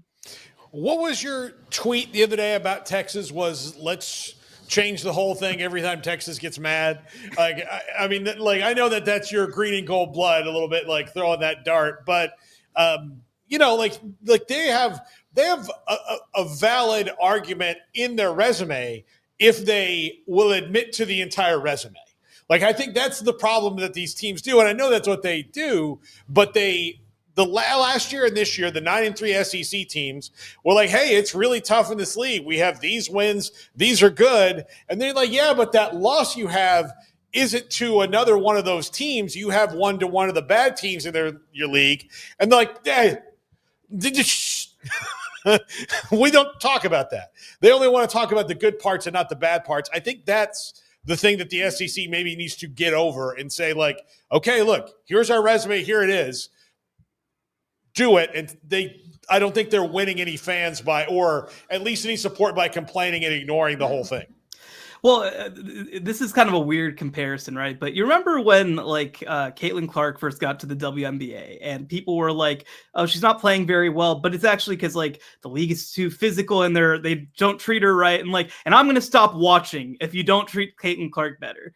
Well, people said all that stuff and people kept watching. With the NFL, right? A couple of years ago, it was like, well, we're gonna stop watching if you don't do X or Y, and then people didn't stop watching. That's to me what all of this is. It's people trying to be like, well, obviously we didn't succeed as much as we wanted on the field, so we're gonna use our power. We're gonna use a threat instead of actually addressing things. Let's be real. Texas is not going to cancel Ohio State coming into their stadium next year. That's not a thing that's going to happen. They're not going to stop scheduling good non-conference games because, by the way, they make a lot of money off of those games, which is a huge part of why they're able to be the kind of brand that they are at this point, because they play in big-time games. That's what all of this SEC lobbying feels like to me. It feels like they're like, well, if you don't treat us right, we're just going to take our ball and go home, which one I think are generally empty threats, and two are just to a certain extent embarrassing to me. Just play the games, win. Like Alabama last year was not a good enough team for you to stake your reputation over. Texas this year is not a good enough team for the SEC to stake its reputation over. There are so many teams that are in the playoff right now, Georgia, Alabama, Texas A&M, that are high quality teams that obviously deserve to be there and will have a chance to compete for a national championship. I think that the idea that the SEC will or should focus on getting a sixth team in or whatever, just because of that, it's just a silly thing to me. And I think that the thing that's most frustrating to me of these past 2 years, specifically with hypothetically Alabama and Texas getting left out, is it just launched a level of discourse that wasn't actually about college football that I think is just exhausting to deal with. Shahan, there's not enough time to go over all the coaching movement this past weekend, but the Lane Kiffin domino fell and then a bunch of dominoes fell afterwards. What stood out to you most from all of the coaching movement, one or two jobs, or how did you sort of just, view it all? Yeah, I mean, obviously, a lot of them kind of self-explanatory, right? Lane Kiffin to LSU, obviously a big move for them. I really like John Summerall going over to Florida, Eric Morris to Oklahoma State, I think we talked about last week.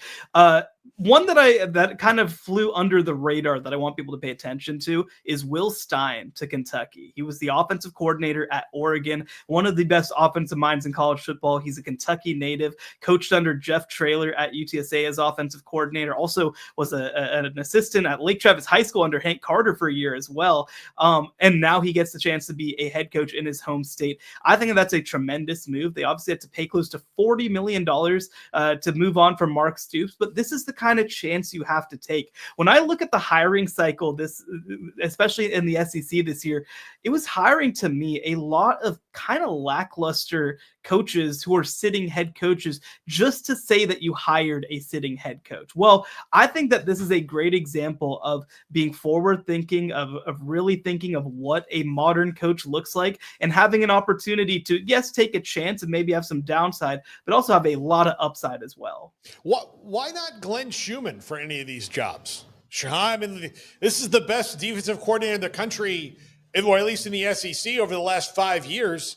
And he's young, he's ready. Like his defensive resume, Will Stein's offensive resume, to me look pretty similar.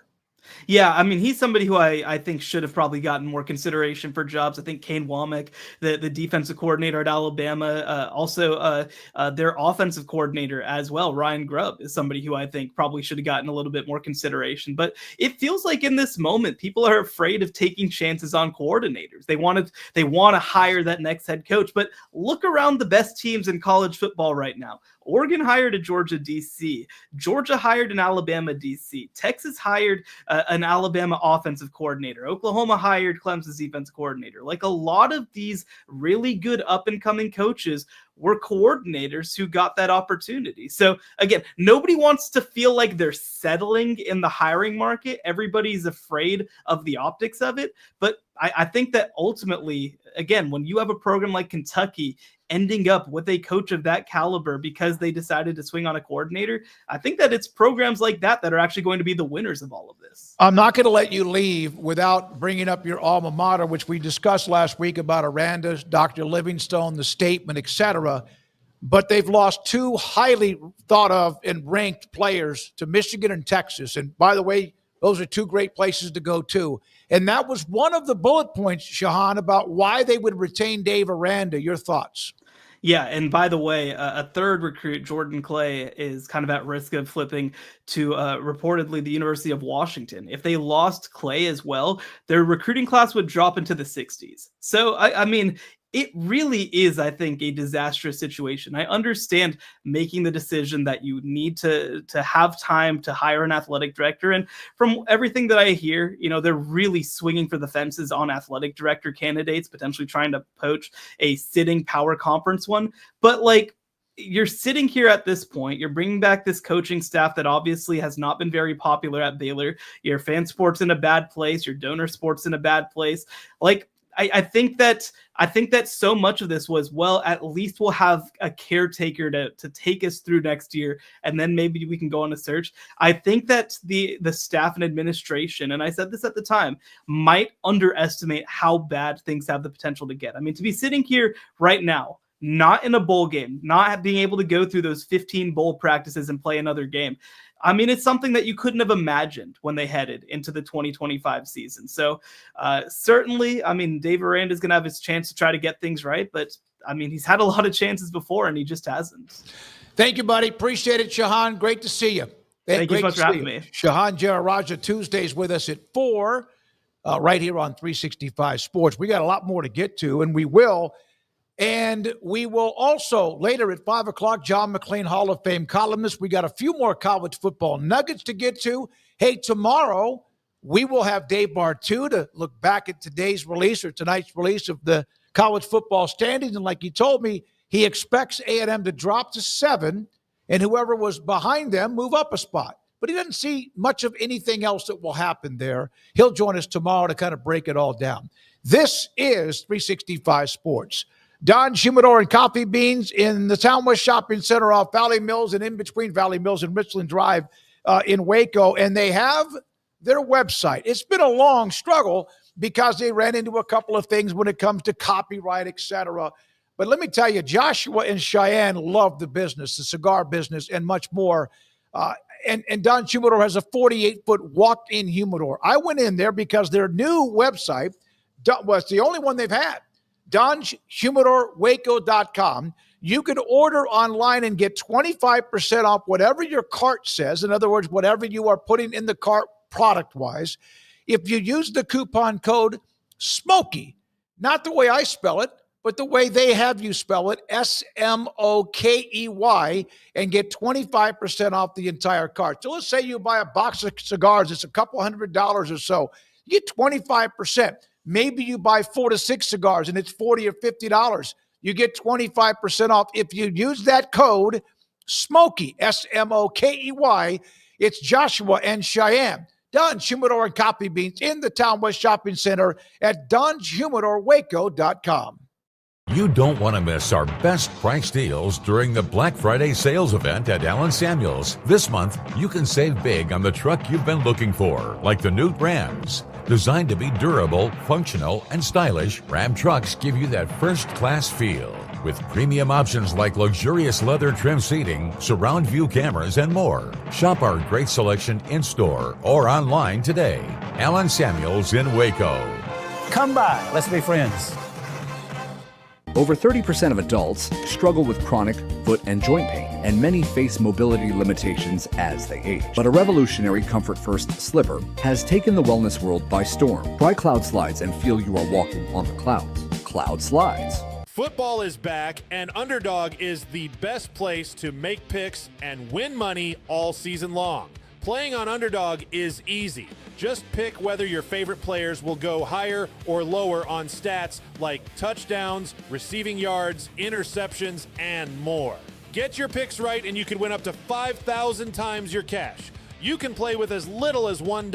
Download the app today and sign up with promo code SPORTS365 to score $50 in bonus funds when you play your first $5. That's promo code SPORTS365. Millions of fans have already won billions making picks on Underdog. Will you be next? Underdog. Make picks. Win money. Must be 18 and up. 19 and up in Alabama, Nebraska, 19 and up, and in Colorado for some games, 21 and up in Arizona, Massachusetts, and Virginia. And must be present in a state where Underdog Fantasy operates. Terms apply. Offer not valid in Maryland, Michigan, Ohio, and Pennsylvania. Concerned with your play? Call 1-800-GAMBLER or visit ncpgambling.org. In New York, call the 24/7 Hope line at 1-8778-HOPE-NY or text HOPE-NY. That's 467-369. See assets.underdogfantasy.com/web/play and get terms _DFS_.html for details. Serving Central Texas since 1889, TFNB Your Bank for Life takes pride in being more than a bank.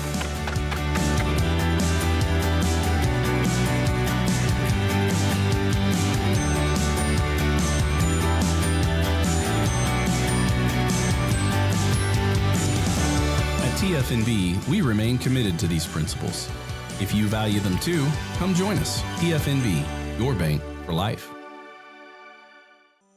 With over 25 years of excellence in IT, Carrion Solutions is your trusted technology partner. From managed IT services to cutting-edge cybersecurity, our expert team delivers tailored solutions that drive success. Our portfolio includes products such as Veeam, Bitdefender, Microsoft, Cisco, and Fortinet. Call David Carrion and his team of experts. Call 888-522-2221 or visit us at carrionsolutions.com. This is 365 Sports. The 3 o'clock hour is sponsored by Waco Custom Marketplace. Meats, sweets, Texas treats, and a cut above the rest. 425 Lake Air Drive, Waco. Here we go, this 4 o'clock hour, halfway through, and there's still some other college football news and notes to kind of summarize the day, that BYU and Kalani Sitake are really pretty much going to make things work out. That's good, because at this time yesterday, we didn't know. It kind of was swirling about Penn State. Joey Maguire gets a contract extension, and he gets 7 years and great security there as those two teams head for a championship game on Saturday. I mean, the Joey thing, like, that's cool. Like, it's dressing for like the week, and it's a cool thing to talk about for him. I don't think there was any question, unlike with Kalani Sitake, about Joey's future or anything along those lines. So it's a nice move by Texas Tech. I don't know, like, to Ari's point, how necessary it was, but we're going to reward him for accomplishing what they look like they might accomplish. So I understand that part of it. But yeah, it seemed kind of random in comparison to jobs being filled and all of that. But they're taking full advantage of having the microscope on them and trying to, like they did all offseason, make as many moments to stay in the headlines and to spread good news as possible. So that's certainly a part of that. And the good news just never seems to stop for Texas Tech. Whereas for BYU, like, is very much a question of if Sitake would be back. And so good to see that he's made his mind up, and it looks like he and his staff will be handsomely rewarded. I didn't think last night that he was going to Penn State. Then you wake up this morning, you're like, well, if this goes another day, then it starts to get dicey from a timeline standpoint. And then 5 minutes later, they're announcing that he's staying at BYU. So glad that got cleared up so they can focus on Saturday. Glad he's staying at BYU. I think it's important for the league that Joey and Kalani both are going to be around with those two programs in particular, who are clearly ponying up big money and investing across the board to compete at the highest levels. And they're going to need other schools to do that and match that to the best they can. But those two right now are kind of head and shoulders above everybody else, certainly. Utah could maybe be in that conversation, but we wonder if Whittingham's coaching much longer, right? So for BYU and Tech, the path forward is pretty clear, and it's a bright future for both of them, given the investment side, the success on the field, and the sturdiness as far as their administration goes. Yeah, I'm I'm fascinated by it. We're talking about it earlier. We were talking about like Boston College and some of these schools that were cheaping out or like not supporting it. Texas Tech has given you the roadmap. Now, you all don't live in the Permian Basin where they do and have maybe some of the same attachments, but I think I've been very impressed with Texas Tech being ready for whatever happened on all of this so that they could be good. So yeah, we can go buy a roster right now. And then if the rules change, well, we've already kind of taken care of that as well. So we're ready on every front. And Joey Maguire, Cody Campbell, Kirby Hocutt, everybody across the board had it ready to go. And then they got, I think the biggest thing they did that everybody's talking about this roster, but getting Mac Leftwich and Shiel Wood was just as big as any of the players too, in my opinion, and changing up their systems to that level. I know obviously Zach Kitley left of his own accord to go to FAU, but making those little changes that it seems small, but really have paid dividends for both sides of the ball this year. Yeah, you guys want a nugget about Kalani Sitake, BYU, and Santiago, the AD? Alex Markham, who writes for UteNation.com, said that Santiago and Kalani Sitake had it wasn't all that, not saying kosher, but Santiago, he's being told by numerous people close to the situation, was willing to let Kalani Sitake walk because he wanted Jay Hill to be the head coach, but other key BYU figures,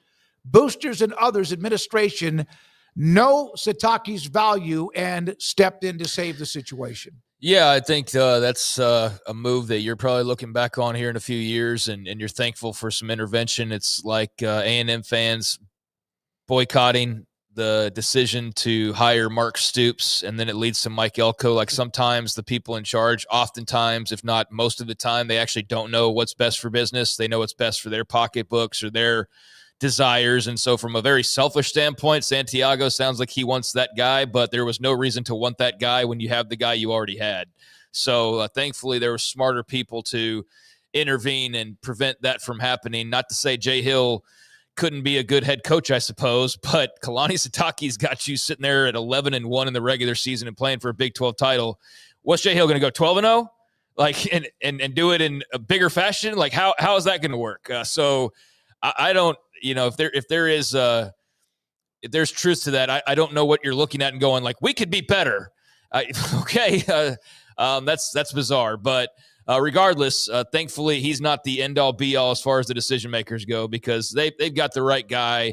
You saw the outpouring of support, the way everybody stepped up. I think maybe, if anything, they got a little bit of a reminder of maybe you shouldn't have to be put into a position where he's got to dangle Penn State for you to go, oh, maybe we should reward the staff a little bit more. So I don't know how much of this was calculated on his part and how much was actually a real desire to possibly go to Penn State, but it worked out really well for Sitake and for his staff and for BYU in the years to come. It worked out as best as you could possibly have hoped for as of yesterday. So glad to see it. It's great for the Cougars, and it's great for the Big 12 as far as having a team that's pretty well established, not having a major disruption where you might think the next guy's great, but we've seen so many times where that's not the case, that the sure things are not sure things. And right now they've got as close to a sure thing as head coaches I think BYU could ever have post Lavelle Edwards. So both teams playing Saturday. We'll be there. We'll broadcast live with a special pregame at 9 o'clock on Saturday morning. We'll be inside one of the big broadcast booths at AT&T Stadium for the Big 12 championship game.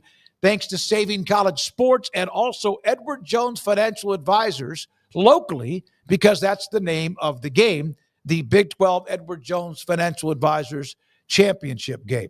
Now, also, Lane Kiffin, we mentioned earlier, Bracket Cat came in here, man. He was all really excited about in the chat room. Hey, breaking news with Lane Kiffin is going to let Charlie Weiss Jr. coach. Well, unfortunately, Bracket Cat had not been with us at the start of the show. this came down at the end, and Charlie Weiss, of course, will coach Ole Miss, the offense, through however long Ole Miss is involved. Now, this as well. Here's the contract for Lane Kiffin. Here are the numbers. And look at it, he will owe no more than $7 million, Kiffin, to the school if he chooses to leave for another job or position. Only half of the stated numbers of Verge Osbury is no longer AD. So if he leaves or if Osbury is no longer the AD, that thing kicks in. Yeah, Jimmy got a good deal done. Apparently, Lane, according to him in his press conference, has no idea how much he's making on this deal, which I don't believe. He said, I didn't want to make the decision because of money, which I kind of only believe. Like, if he said, just get the deal and I'll pick the school, then it's going to be the same either place. And then Jimmy goes, look, just go where you want to go. I admire that. Because then that's him going, look, I just want to be at LSU more than I want to be at Ole Miss. That makes more sense. But the more I read this, man, Lane Kiffin got a really, really sweet deal. And everything that Jeff Landry said was just, obviously bluster, because they did not like hardball Lane Kiffin. And like, we're going to get a coach who's going to make sure that he owes us money when he leaves. So like, no, you went the absolute opposite direction of everything you said that day. Some politician was full of crap. Oh no. I can't believe that, especially in Louisiana. No way. They were just talking fire and brimstone and not actually backing it up with action. No, it's a great contract. Good for Lane Kiffin. Good for him. I think LSU got a hell of a hire. I think they've upped the game for contracts now in college football. So when we hear the complaints about the contracts this next go around, then LSU's now set the bar even higher. And I know that he's maybe not the top guy in every single category, but certainly adding things like this in there, it's a sweet deal for Lane. And I think LSU just proves again that they are as all in as anybody can be all in on college sports. They are a very successful program in various sports, and they have a passion like no other. And I think this Lane Kiffin pursuit and landing of him, despite all of the circus nature of things a couple weeks prior to that, just goes to show you that they are a real force. And so with him at the helm, I'm just very fascinated to see how it goes. Kind of like Arch Manning of the whole offseason, people are either saying he's going to suck and he's overrated, or that he's the greatest thing since sliced bread. And that conversation's kind of wavered. In my opinion was, I don't have to have an opinion on everything. And I was just fascinated to see like what he actually looks like. And so there for a time he looked great and then not so good. And now he looks great again. And it's just been fascinating to watch. And that's how I feel about Lane Kiffin. I'm not going to sit here and say it's going to end in disaster or it's going to end with multiple national championships. I'm just along for the ride. And I am fascinated by where that ride goes, whether it's up or down. And I imagine it'll go both ways plenty of times over the next few years. All right. We do have off the radar around the corner, but a couple of other nuggets on LSU. Remember, the governor was furious because of the AD Woodward. And before that, the signing, of course, of Brian Kelly. So here right now is who is on their food chain. Lane Kiffin, $91 million contract. Brian Kelly was fired, and they screwed that up badly. And they're going to end up owing him $54 million. And whoever screwed that up, by the way, and the paperwork legally should be fired too along with it. Or whoever said he was fired without giving him a legitimate reason. Ed Orgeron, fired 2021, $17 million left on his buyout too. You know what's funny about that one in particular? They're done with Ed Orgeron after this year, I think, or in the next few weeks. Until they sign him to the staff. Apparently, if he does get a head coaching job, he's very interested because he and Lane Kiffin are longtime friends. They were on staffs at multiple places together.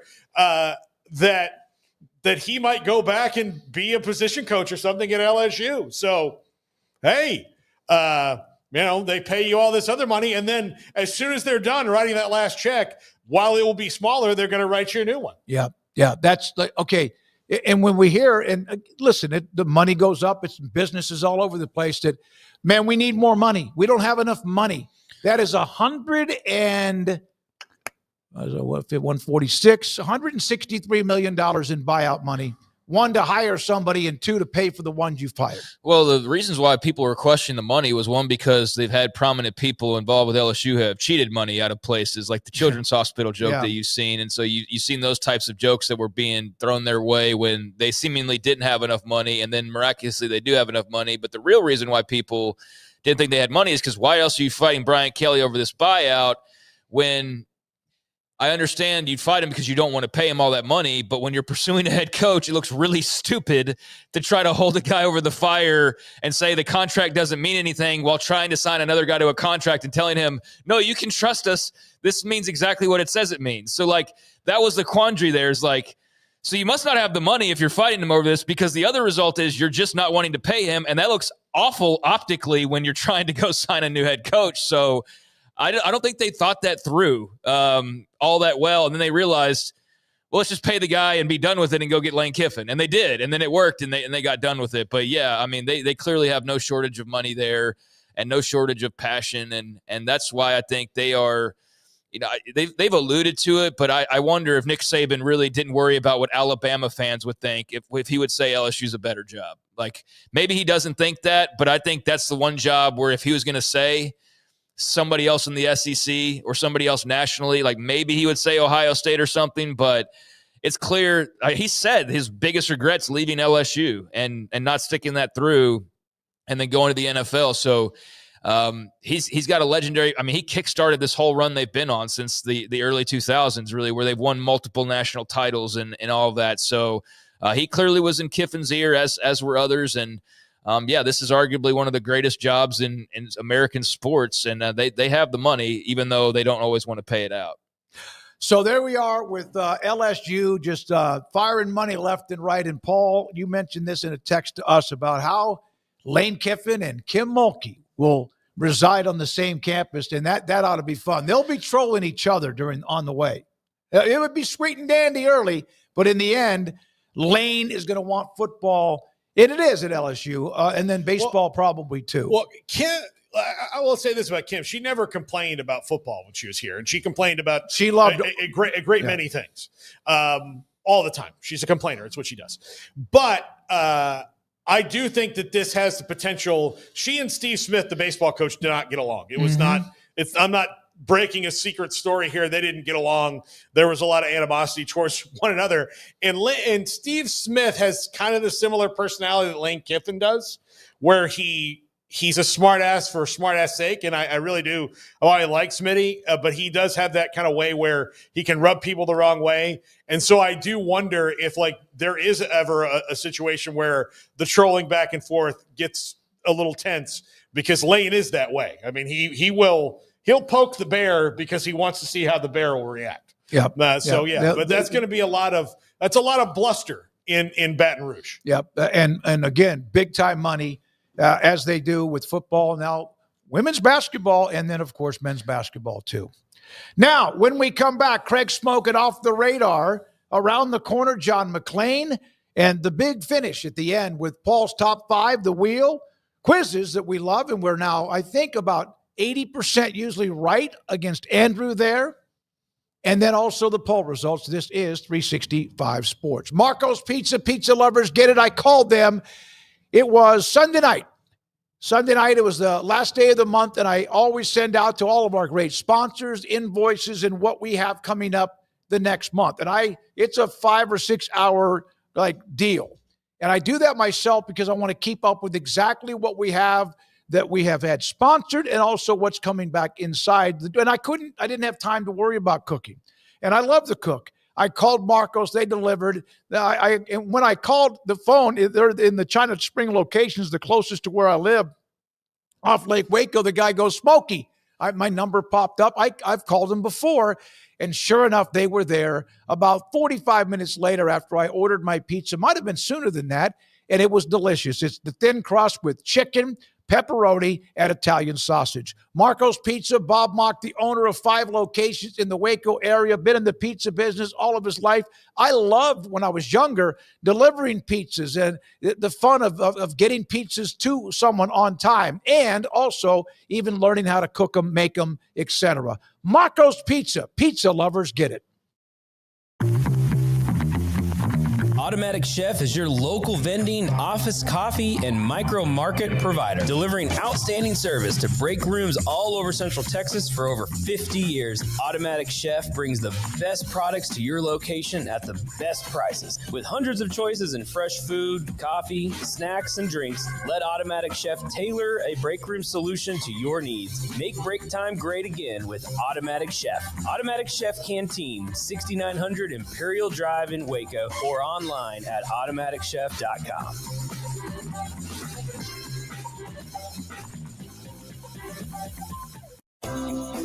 Ideal MRI is a small family business right here in Central Texas. We're open to support you while lowering the cost of healthcare bills. When you need an MRI, ask your doctor for an Ideal MRI. Visit us at idealmri.com or call us at 833-IDEAL-MRI.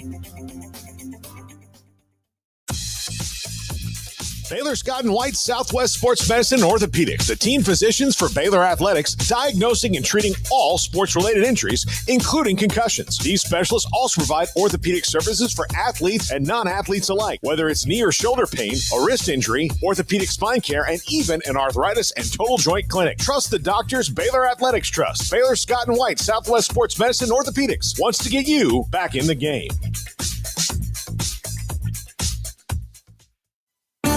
There are 26 letters in the alphabet, over 600,000 words in the dictionary, and just 3 of them said together can change everything.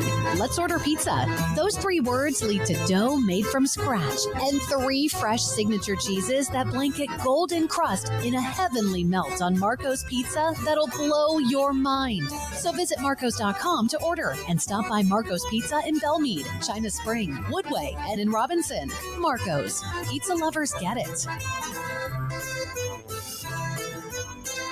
With so many companies and policies out there, it gets so confusing shopping for insurance, and I never know if I'm getting the policy that's right for me. Luckily, I met the team at the Niche Group Insurance Agency. With the Niche Group, you can go to one company and get access to coverage options from many insurance carriers, and you get to speak to a real person about your specific coverage needs. With the Niche Group, I know I'm getting the right coverage at the right price. If you need insurance, talk to the experts at the Niche Group at 1-800-258-8302. No car payments for 90 days when you bring your auto loan home to Genco.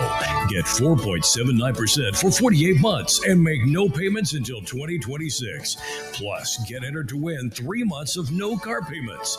Bring your auto loan home to Genco. Lower your interest rate, save money, and no payments until 2026. Special is subject to credit approval and membership eligibility. Visit GencoFCU.org. Member NCUA. This is Craig Smoak's Off the Radar, presented by Alliance Bank. They take pride in making banking easy. AllianceBankTexas.com. Welcome back. Welcome in. Please hit that like and subscribe button if you haven't already. Time for a little Off the Radar and getting close to having John McClain talk some NFL with us. Not a lot going on today. It's kind of winding that time of the calendar where pretty soon we were just flush with football, and we're still going to have bowl games, but like the carousel now, you look at it and there's only a handful of jobs that are opened, and really it's Penn State as like the big obvious team that is out there that has not hired a coach yet, plus all the ones that have now been thrown into the mix, especially all those schools in the American over the past few days. But the season's winding down, and the offseason will probably be even more hectic because that's just the way it's sort of worked out the past couple years. But sort of all in between the coaching carousel and the on the field, there's this little thing called National Signing Day that is coming up tomorrow. And I knew that it was coming up soon, but if you would have put a gun to my head and said, tell me the exact day, I wouldn't have been able to have told you. First Wednesday in February. Some people like mark this, and I remember a time when I was younger where National Signing Day was like the end-all, be-all, but just with the way the rules have changed, it is not quite what it was, and yet it's still a big day. I was just wondering, like, how much do you guys watch, follow, get into recruiting now versus, let's say, even 3-4 years ago? A lot less. You have no idea. And part of that is just because, and even last year when we saw like the revenue sharing agreements come out, I think you and I had this conversation, Craig, of like, well, maybe this kicks high school recruiting back up. And then, no, it does. It hasn't changed anything on that regard yet because the rules are still in place that were before. So I don't, because like I'll check and see who the classes are, but I'm much more interested. It used to be that thing of who kept their class and whose top recruiting classes were 4 or 5 years out when the eligibility was starting to expire. Now, I think they should do National Sophomore Day where schools come out and go like, hey, yeah, we signed 31 guys last year. 24 of them stayed. Yeah. And then and 10 of them are going to start this year. It's going well for us. They used to do that. The Morning News, it was one of the better things they did. They would look 5 years back of a class or 4 and then see where everybody was, like whoever it was in the state of Texas. Yeah, it was all over. Always it was all over the place. place. Like they would do the thing in this. But it was a good exercise because you'd see like, oh, well, A&M had 7, like of the last 10 years, they've had 7 top 15 classes, but they haven't finished more than this. Texas is finishing behind where their recruiting classes are. And you do that now. I just think that is 4 years is a useless exercise because of the portal. And you just need to see how many guys you can keep year over year. And then it's sophomore and junior day. Hey, we got a guy 3 years. He really likes it here. It's going well. You have no idea if they're going to stick around. Well, I used to be able to name like most of the guys in the Rivals 100 and most of the teams that were there near the top. I mean, the teams haven't changed all that much, but I would say if my interest previously was at like a 100, which it was there for several years, it's at like a 62 now, because especially with the younger guys, sure, like LSU or Texas or Ohio State landing like that next 5-star wide receiver, that's going to probably be impactful pretty quickly. But like just as far as the average recruit goes, I mean, it's so hit or miss. And now we're seeing stories where you are going, should we spend on high school recruits or should we just go hit the portal? And most teams are saying, let's hit the portal because those guys are not 100%, but at least they're more of a sure thing than these other guys are. And we've seen a very up-close story in the last 24 hours. A guy who had a good freshman year, he gets rewarded and proceeds to just fall off the next 2 seasons. And that's just the money going around, and the just landscape has just changed recruiting dramatically. But it's still a big deal, and tomorrow will be a big day. And as it stands right now, I am kind of flipping back and forth between a couple of different sites as far as who the who's who are for tomorrow. And the big number 1 recruiting class, at least as it stands right now, is looking like Lincoln Riley and USC.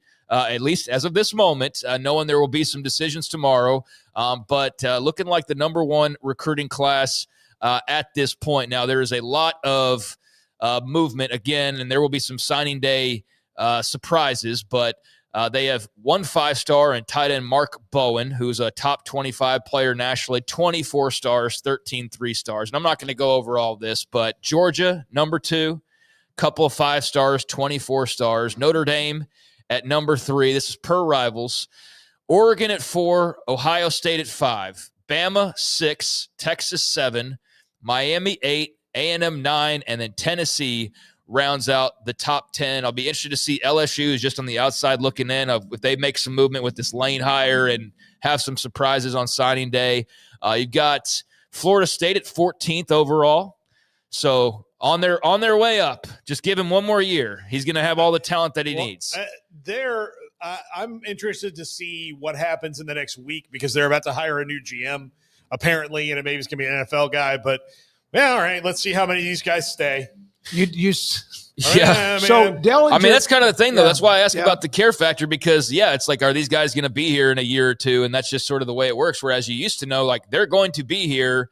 It will take a miracle to not be here in 3 or 4 years because there wasn't all of these exit ramps that there are now. So, it's weird. But I will bet that where's Texas, Craig? They are at, as according to Rivals as of this morning, they are at number 7. I'm going to bet they end up 3 or 4. They always are, and others do too. You get these ones that come in at the end, but they always have this push of about 3 or 4 guys that did not have committed. I think they're going to end up in the top 3 or 4. Well, that is all Big Ten and SEC teams that I mentioned, with the exception there in the top 10 of Notre Dame, which is at number 3 overall, and then also with Miami at number 8 overall. I mentioned Florida State there at 14, right behind Florida, fittingly. Oklahoma's at 15. And then it takes you all the way to 20 to get to that first Big 12 team, which is Texas Tech, the number 20 class on paper as it stands right now. And then SMU at 25. So the Ponies ponying up there. BYU at 26. So we'll see if maybe they get a pushover. I'm not sure if they have any decisions left to be made, but BYU at 26. West Virginia and Rich Rod at number 30. That's not bad at all for them. Yeah, good for them. Year one in, yeah. TCU at 32 overall, Utah 33, Baylor 35, and I'm not sure if that is pre or post. That's probably pre all of these decisions here of late, so I don't know why that would be still there today. I bet they're probably going to end up outside the 50. They might make a run at a couple of guys now that they have some money free because they lost some, but I don't, Yeah, so those are some of the top teams as far as that goes. So Texas Tech, the top recruiting class, but BYU, West Virginia, TCU, Utah, all in that 30-ish range. Houston 37, Arizona 38, Arizona State 39. They kind of all get grouped together there in the 30s to 40s. But, yeah, Texas Tech looking like they'll have the number one Big 12 class. Yeah, and shouldn't be surprising considering that everybody knew that they're paying before everybody else is. You know, they have that lead time on – and look, they've got the 5 stars that they have. They have 5 stars for the next class already, that are coming. So it'll be really interesting. I am much more interested in contenders or teams that kept their coaches in spite of the fans not wanting to, their portal classes, because that's what's going to keep them afloat next year. By the way, can we do breaking news again? Inside. Wish we had it. Yeah, go ahead. We need, Garrett, just get a trumpet. Just play a trumpet noise. Yeah. Later in this, we'll do it. We'll skip a poll question one day and play some sounds, and we'll vote on a sound. Okay. Yeah, because this is like the busiest time of Neil Brown is finalizing a 5-year deal to become the next head coach at North Texas. Love it. His name's been out there a lot here in the last couple of days, and at one point, Penn State fans are like, is that who we're going to hire? Because, man, you talk about a disappointment if you had gone from, let's fire James Franklin, go get who we want, and they end up with Neil Brown. But for North Texas, I think that's a really good hire for them. I think he's a good coach. He's had G65, whatever you call it. He's had that kind of, history as well in his coaching career, too. Yeah, I mean, he's gone and moved up the ranks and got that West Virginia job after a time at Troy and whatnot. So, I mean, he's familiar with being a head coach and all that entails, and I think North Texas is a really good job, and I think that's a really good hire for them. I didn't really follow their search closely. I know Rashad Samples was thrown out there initially as a possibility. I even saw who was it? Was it Mac Leftwich that was rumored to maybe be a candidate there as well? I saw his name thrown around, Texas Tech's OC, but Neil Brown, okay, good for Neil Brown. Yeah, no, and they reacted less than a week, right, with what Jared Mosley at North Texas was able to do. Runs similar offensive system to Eric Morris. Maybe, I mean, I don't know if he's the quarterback guru that Eric Morris is, but his teams at Troy, I mean, like he was beating, he was knocking off some FBS teams. Yeah, there was a reason he got the job at West Virginia. Yeah, and he helped Troy transition into being in the FBS. So I think he'll be a great fit in North Texas. I also think that he'll be there for a few. Yeah. I mean, he's got Texas. He's Texas background. I mean, he was at Texas this year. Was working alongside Sark and company there in Austin, and then was at Tech previously. So he knows a bit of his ways around the state, and I'm sure that'll come in handy. And congratulations to North Texas on filling their job, and hopefully they're going to be making the playoff here this weekend with a win in the conference championship game, but we will see how that goes. So don't have time to get much into anything else all that prevalent here. You got a couple more minutes. But it's not the busiest of days either, so that's kind of okay. I will make mention that later on tonight, I do have some college basketball going on, and we haven't dipped much into college basketball just yet. We will more as we kind of move along here, but there are there's one big game nationally to talk about here, and that is number 21 Kansas against number 5 UConn later on tonight, 8 o'clock on ESPN2. Baylor, Oak State, and Utah also in action as well. Baylor against Sacramento State, Oak State, Sam Houston and Stillwater. Utah's at Cal, but number 5 UConn at number 21 Kansas. Ought to be a hell of a showdown later on this evening if you want some sports, if you want some hoops in your sports. And Duke and Florida play tonight as well, which is another good one. That Kansas UConn game.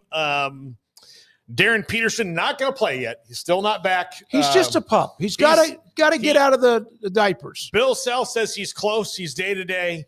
But I'm interested to see how this Kansas team, which has actual Bill Self dogs on it again and not just NIL guys he felt he had to go out and get. It feels like he's got those guys, plays a very, very good UConn team.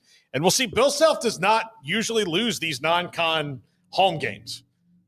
So we'll see. Darren Peterson being there would be nice, though. Yeah, I'm sure it would be nice to have your best players, if at all possible. For me particularly, to make my night way yes, better. There you go. Way better. Let's get to the point. So Duke, number 4, hosting number 15 Florida, as Paul mentioned. That's at 6:30 on ESPN. Then you'll have number 21 Kansas hosting number 5 UConn on ESPN2 from Allen Fieldhouse. And also tonight, Kentucky, number 18, hosting number 16 North Carolina from Rupp Arena at 8:30. So those are just 3 of the big banger-type matchups. Our guy Jerome Tangs, I'm a sighting here, but our guy Jerome Tangs has some hard times in Manhattan, Kansas right now. I don't know if y'all have noticed over the last few days, but I know we'll dive more into basketball. Oh, I thought they had a good start. I haven't paid that much attention. Are they? What is you haven't been following anybody on K-State Twitter? Well, I mean, I try to the last week or so, the worst loss in K-State basketball history. Oh, really? They're mad at all their coaches. Yeah, it's not good right now. Right. Jerome Tang with one of the worst losses that you could imagine. So I don't know how you missed that with all the K-State people talking about it and bemoaning it, but it just made me think of that as we're talking about Kansas right here, that it's been a bad sports year so far for the Wildcats, and it doesn't look like basketball is going to be quite the change of pace that they were hoping for, given the way the football season's gone. But hey, you made a bowl game. Aren't you excited to have more football? Aren't you? No? Yeah, it's very mixed response that I've seen so far. All right. The Cowboys beat the Chiefs on Thanksgiving. There you go. There's a few things off the They are red freaking hot, and they're going to end up, they have a chance now with Philadelphia in a swoon. They play the Lions, who are not playing well. They just played the Chiefs, who are not playing well. They beat the Eagles. They hit them at the right time, and they're also playing much better. Yeah, by the way, Smokey, in case you're wondering, last night Kansas State lost to Bowling Green by 16. Bowling Green is a very surprising basket. Let me tell you about their full court press. By 16 in Manhattan? Yeah, by No, 16 that's in not good. Manhattan. Jerome, that's not good. Not their That favorite Tang day. Time T-shirt that I was going to wear tomorrow at the gym, I'll have to put that back on the rack in the back towards all the other T-shirts I have that are great. All right. Thank you, Craig. Appreciate it. When we come back, it's John McClain, Hall of Fame columnist. This is 365 Sports.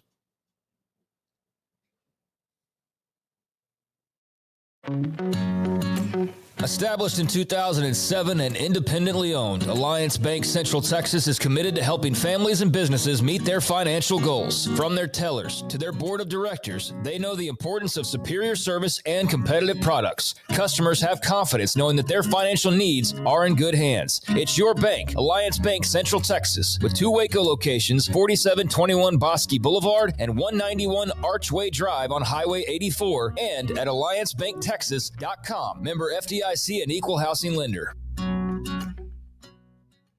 Pizza, burgers, and Bears football. There's no place around Waco that serves them all other than Bubba's 33. Come show your green and gold and enjoy some of Waco's best food and beverages while watching your favorite team, the Bears. When real Bears fans get hungry, Bubba's 33 is the #1 spot for ice-cold drinks, hand-stretched, stone-baked pizzas, and bacon-infused burgers. Join us for indoor or patio dining. Bubba's 33, Waco's restaurant and proud supporter of Baylor Bears football. Sick 'em, Bears.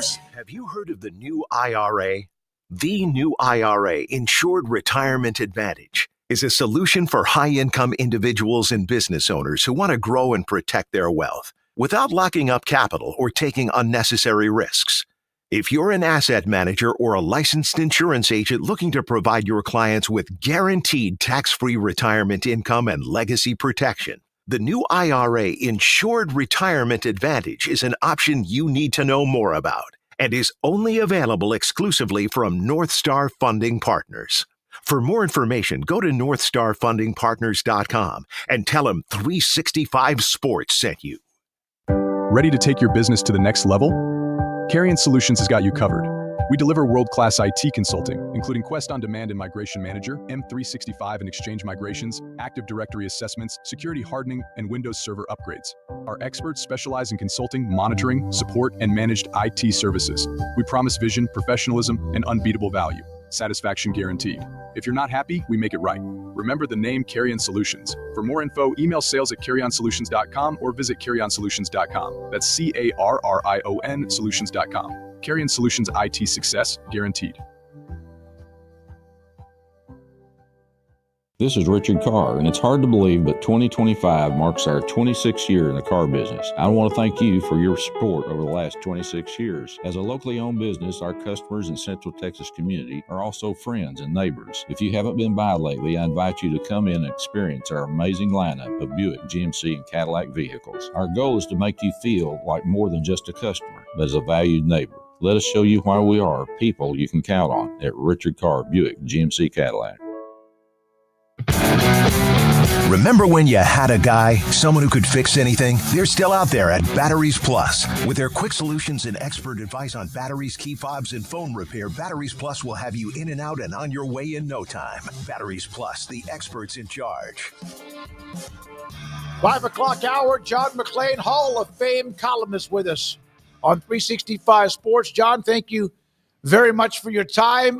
Texans seem to be getting their act, like slowly and methodically getting their act together. Are they a dangerous team if they keep, well, of course, if they keep this up, are they a dangerous team, you think? They're a dangerous team because they have the best defense in the NFL. They lead the league in fewest points allowed. They lead the league in fewest yards. In 9 games, they've allowed fewer than 20 points. Their 5 losses have been to 5 division leaders by an average of 4.9 points a game. But their offense is still woefully inconsistent, and they've only scored a lot of points against teams that got beat up, except Jacksonville, teams that got beat up defenses. But they got a Super Bowl caliber defense, but their offense is not going to get them to the Super Bowl. Right now, they won 4 in a row. They haven't beaten Kansas City at Arrowhead Stadium since 2019. That was in regular season, and the Chiefs beat them in the playoffs when they choked a 24-0 lead. And then if they could somehow beat Kansas City, and I'm not predicting it, then they get the Cardinals and the Raiders at home. So the schedule gets a little bit easier. They've beaten every game that they've lost was by 1 score, and almost in this current winning streak, every victory was by 1 score. So at least they know how to win close games. True or false, John, the Kansas City Chiefs will not make the playoffs? I'm going to say false because I think they'll beat the Texans to go 7-6. Their toughest teams remaining are at Arrowhead Stadium. So I think, Paul, they're going to slip in as a wild card. Nobody will want to play them. But right now, they're not as good as they have been because they've been really bad one-score games. Last year, they were unbeaten in one-score games. John, how legit are the Cowboys at this point in time?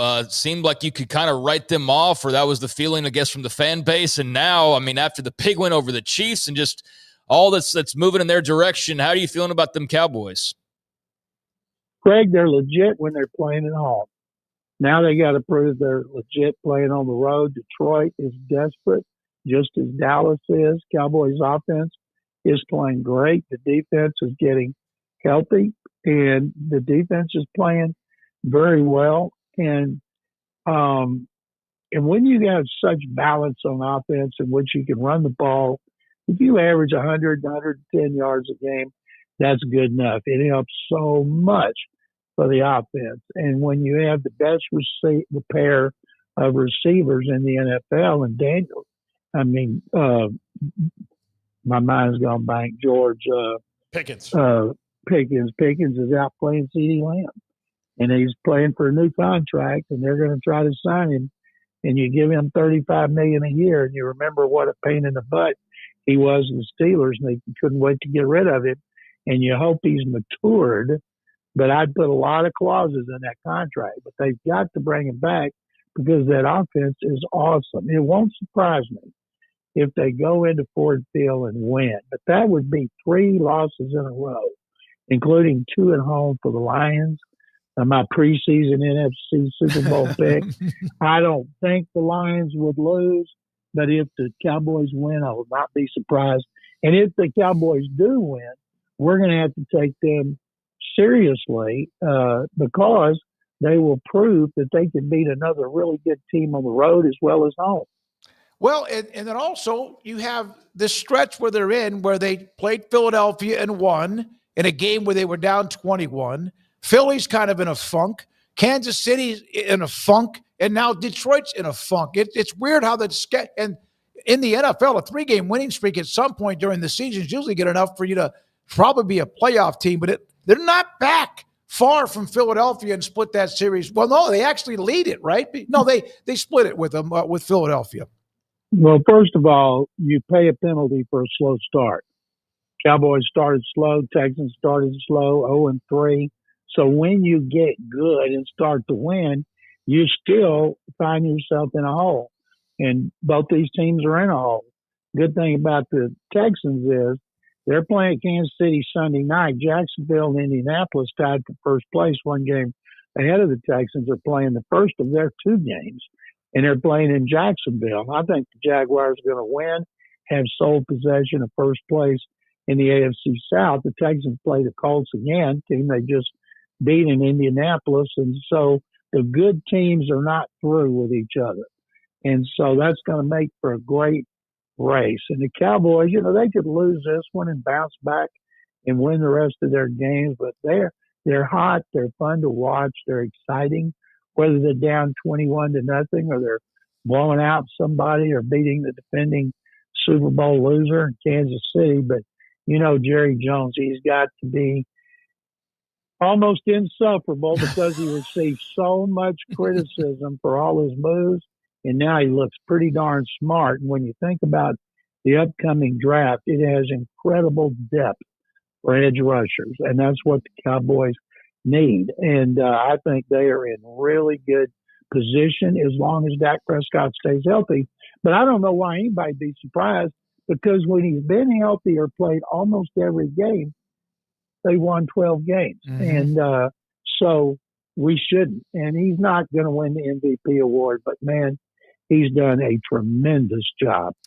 Jerry Jones' problem is that he builds regular season rosters and not necessarily playoff rosters, John. And right now, it looks like they might be, because they got injuries coming back, that they might have, while not taking away the moves that they made, also kind of fallen ass backwards into this worked out for them, in that they got all these guys back at the trade deadline after they made 2 trades for Logan Wilson, of course, the big one for Quinnen Williams. So sometimes it's also better to be lucky than good too, right?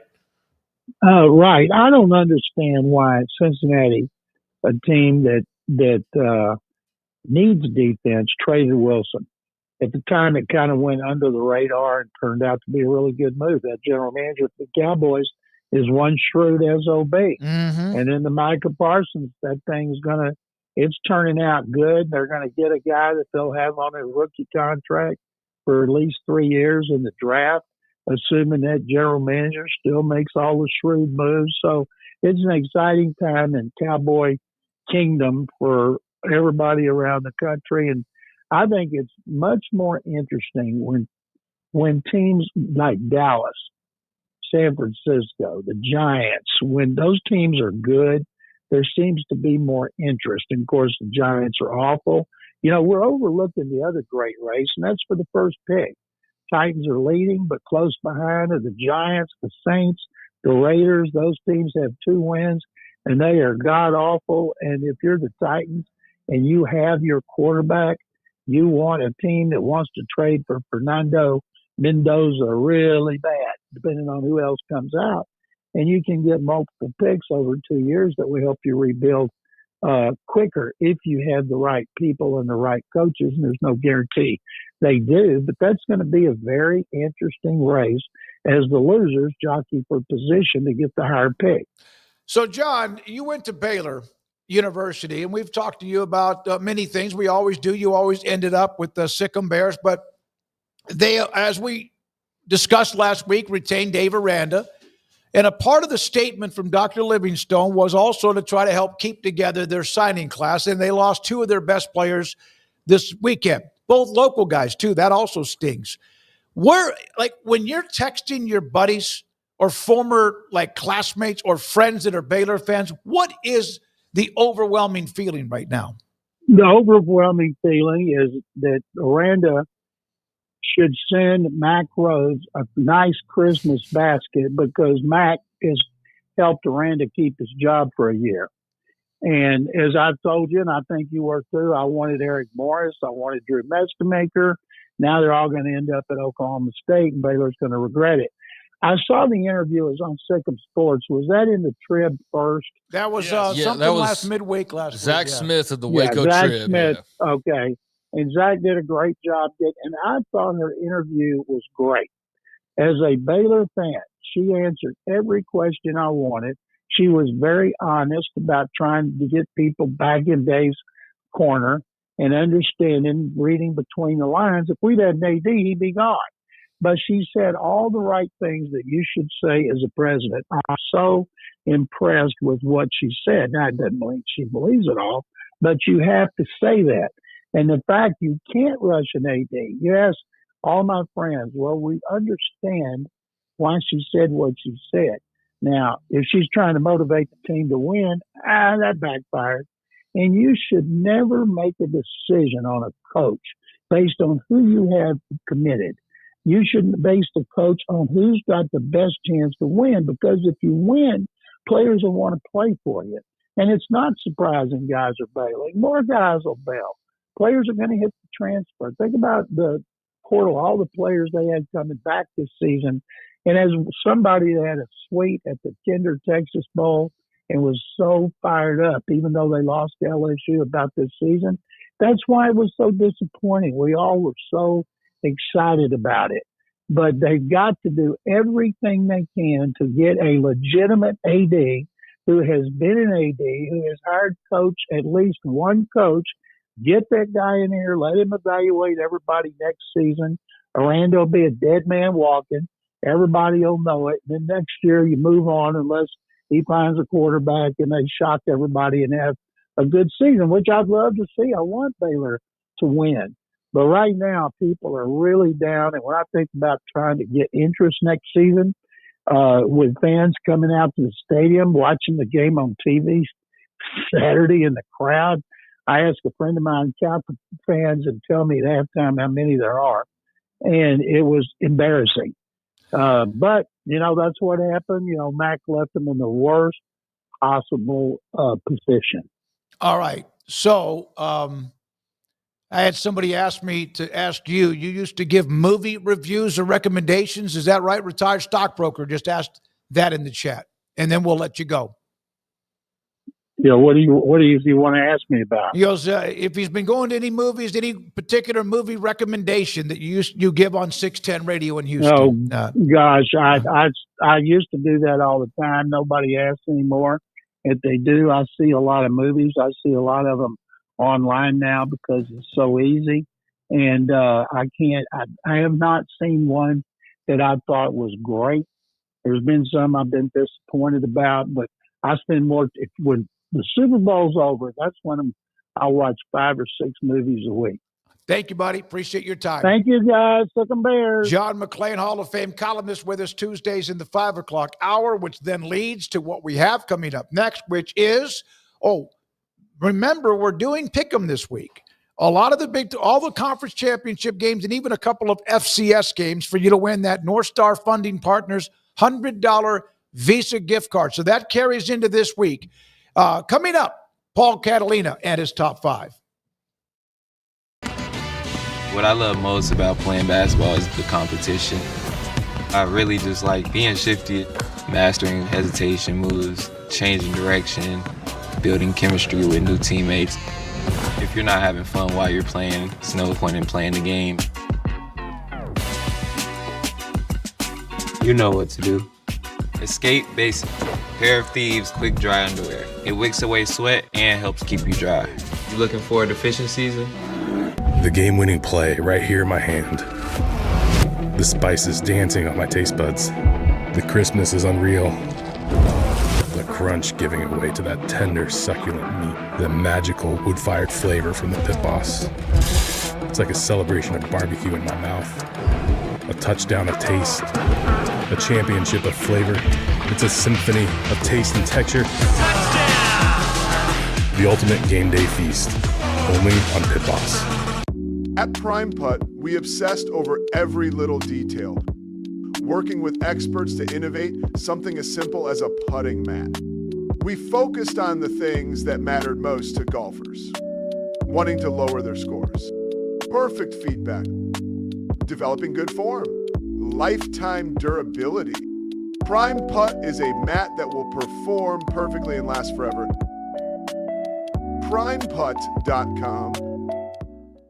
A leader within the industry, Respawn fuses more than 75 years of ergonomic expertise with gaming culture to create best-in-class chairs. We believe that comfort and performance should be inclusively designed into every gaming chair we create, which is why we're immersed in the gaming community. Respawn is for every gamer. Our products are for professionals and casual players and everyone in between. We don't just make good-looking gear, we bring experience. Visit respawnproducts.com today and find your chair for the next great adventure. Revive Superfood Smoothies. Pill, pour, blend, and enjoy. All within the comfort of my own home.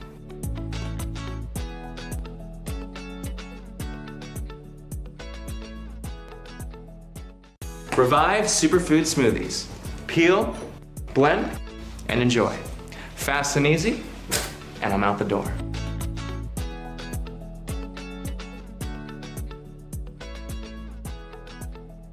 SoftwareDeals.com is here for one reason: to partner with IT professionals and provide them with fantastic software and licensing at ridiculously low prices. We don't have the overhead of a multinational, publicly traded tycoon corporation. We can afford to give those savings to you and your buyers.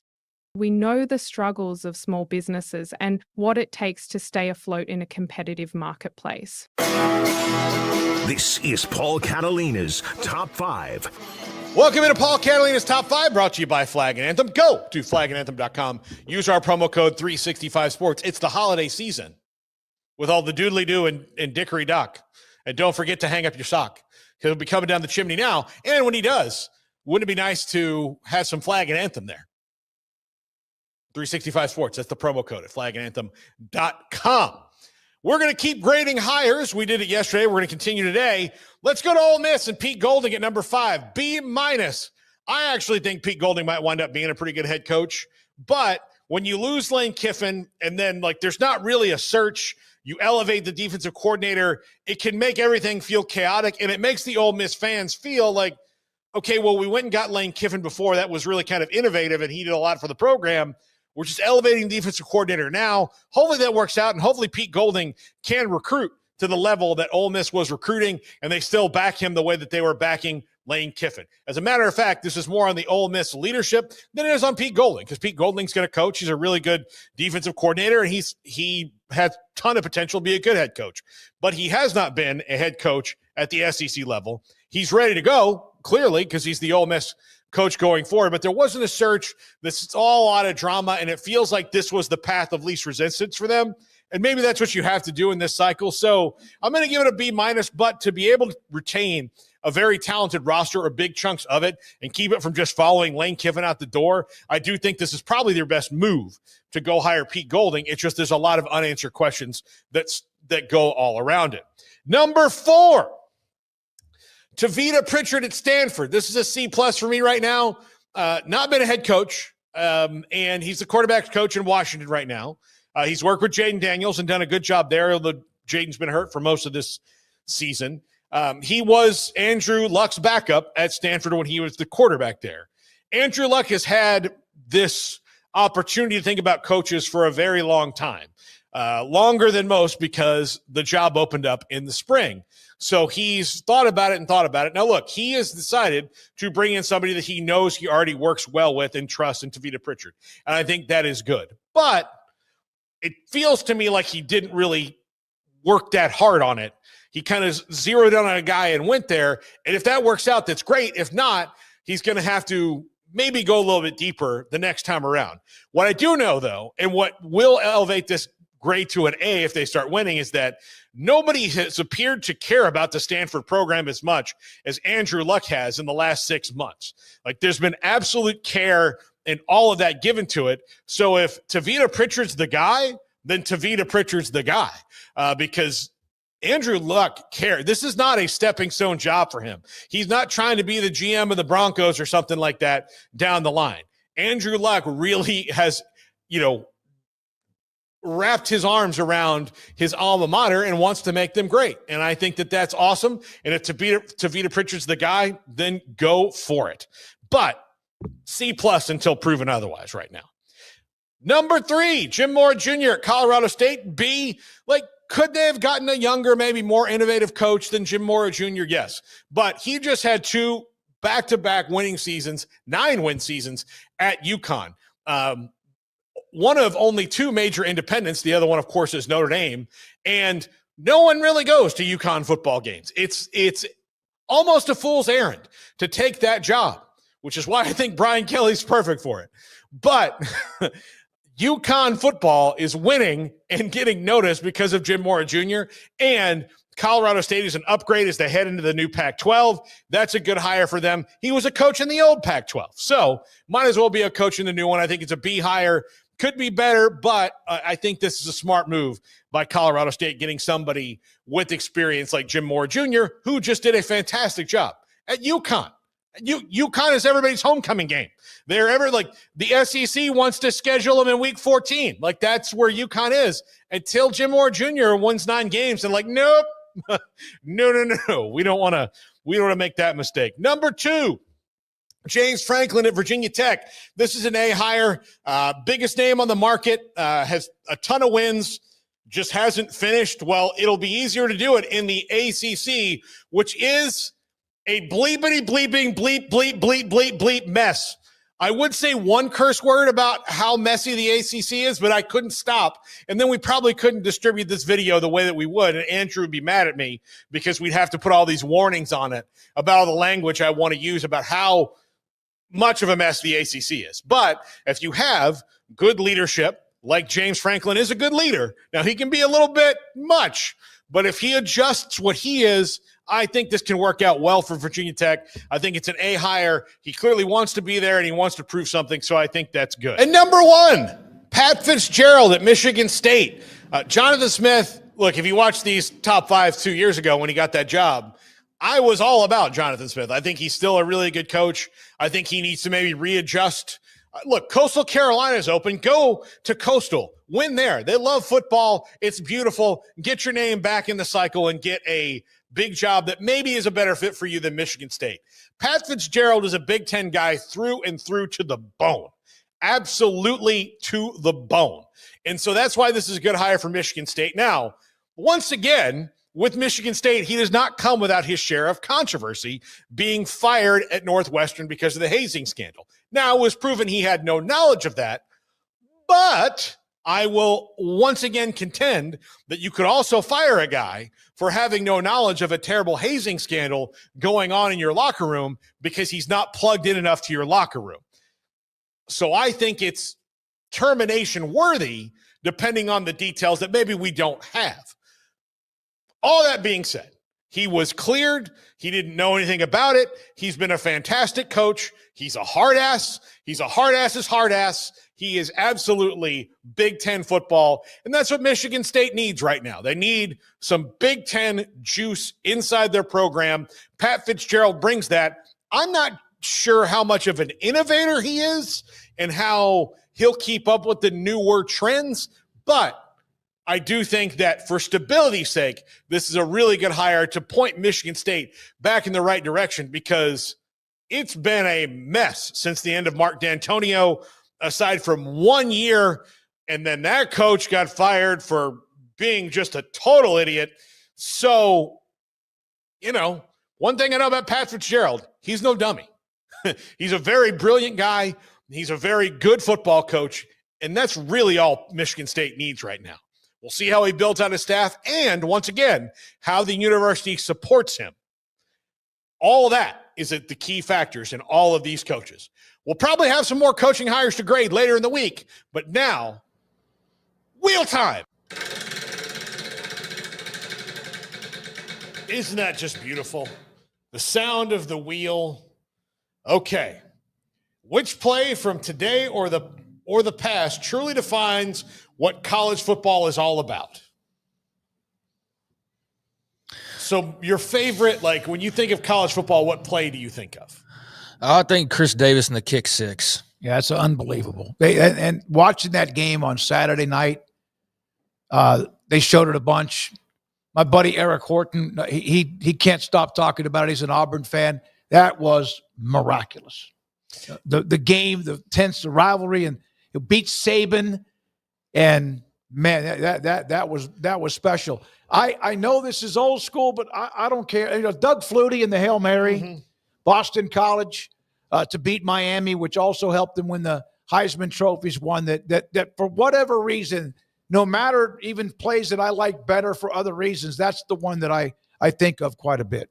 I think of Tommy Frazier in the Fiesta Bowl. Good God, when he busted the long run against Florida that you basically, as he passed everybody on the sidelines, it's like their soul left their body. Yeah. If I wish they just had a camera watching that and just watching every single person watching him run by, and then the ghost leaves, that's what it would have been, because that's what that run did to that game.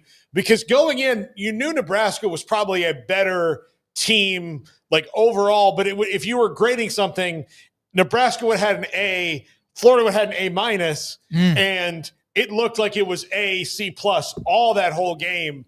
And that to me, it was just that is 62-24. I think was the score in that game. That is not just one guy, because it was the defense too, but it was Tommy Frazier's personification of I am gutting you by myself, and then all these other guys are going to feast on your remains. It's an amazing finish to his career. Never really was going to be in the NFL.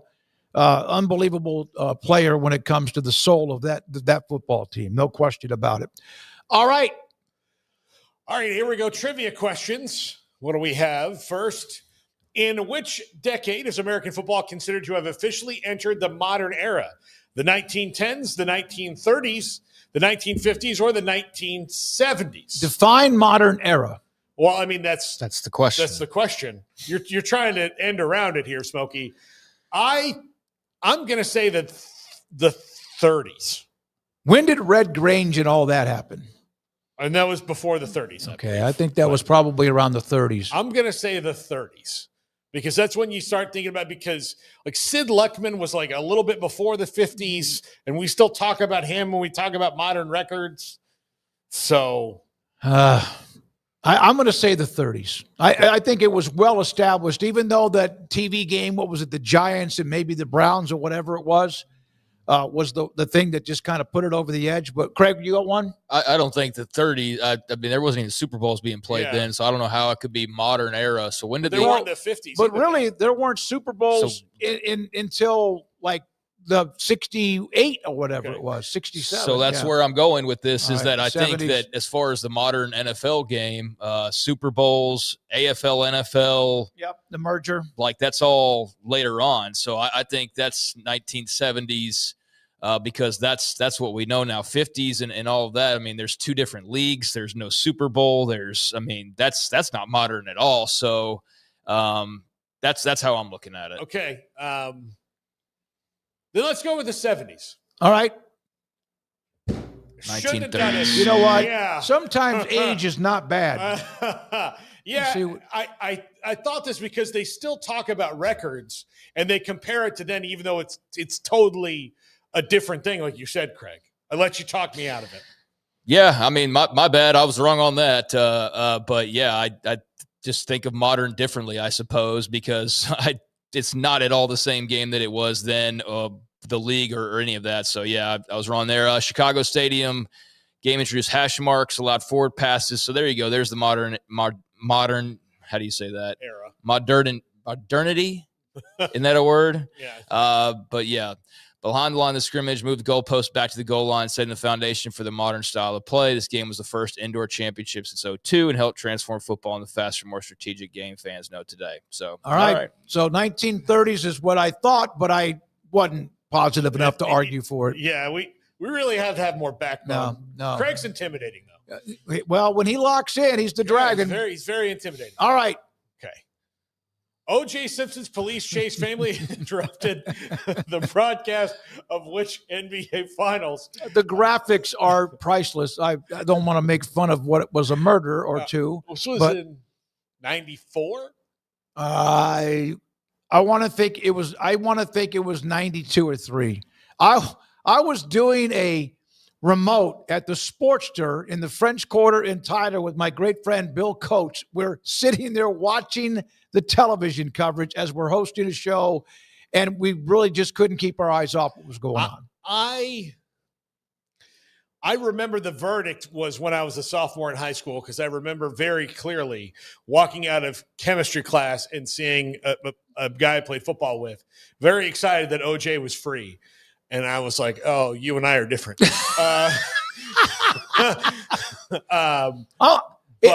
Craig, you remember? You were 5 or 6, I'm not 7, answering 8. this question after the last one. Y'all can have this one. Yeah, I definitely would have a better grip on this one, but y'all can go for it. I think it might be 93. I think I'm with you. I think I want to think it was because it dragged on for so long. What was it like? The Knicks and 93 would have been the Bulls. Yeah, but I want to say 90. Which one did you say? I think it was 92, but go ahead, 93. Was that? Go ahead. Okay, let's split the difference. We're 0 and call for 1 it today. 94. God, Dang it. I was right the first time again. Millions of viewers. Yeah. Oh, you have that, but you don't have breaking news. The event was so gripping, NBC and other major networks cut away from Game 5. It was the Knicks, and Rockets to broadcast it live. An estimated 95 million, like an SEC game. Tuned in, making it one of the most watched television moments in American history. Okay. One of the tragically funniest things you've ever heard out of Al Callings going, you know who I am, damn it. Yeah, I know. As if he was mad about his fame not being recognized on the 911 call. He's a pretty good football player at USC. Well, all right. The 911 operator was supposed to know who he was. Poll results. If Texas Tech loses to BYU, do they still make the playoff? I say absolutely yes. Yeah, 603 total votes. There's no reason that you could keep Tech out at 11-2. That would be so There's ridiculous. always a reason, Paul, because some teams play legitimate reason that you could.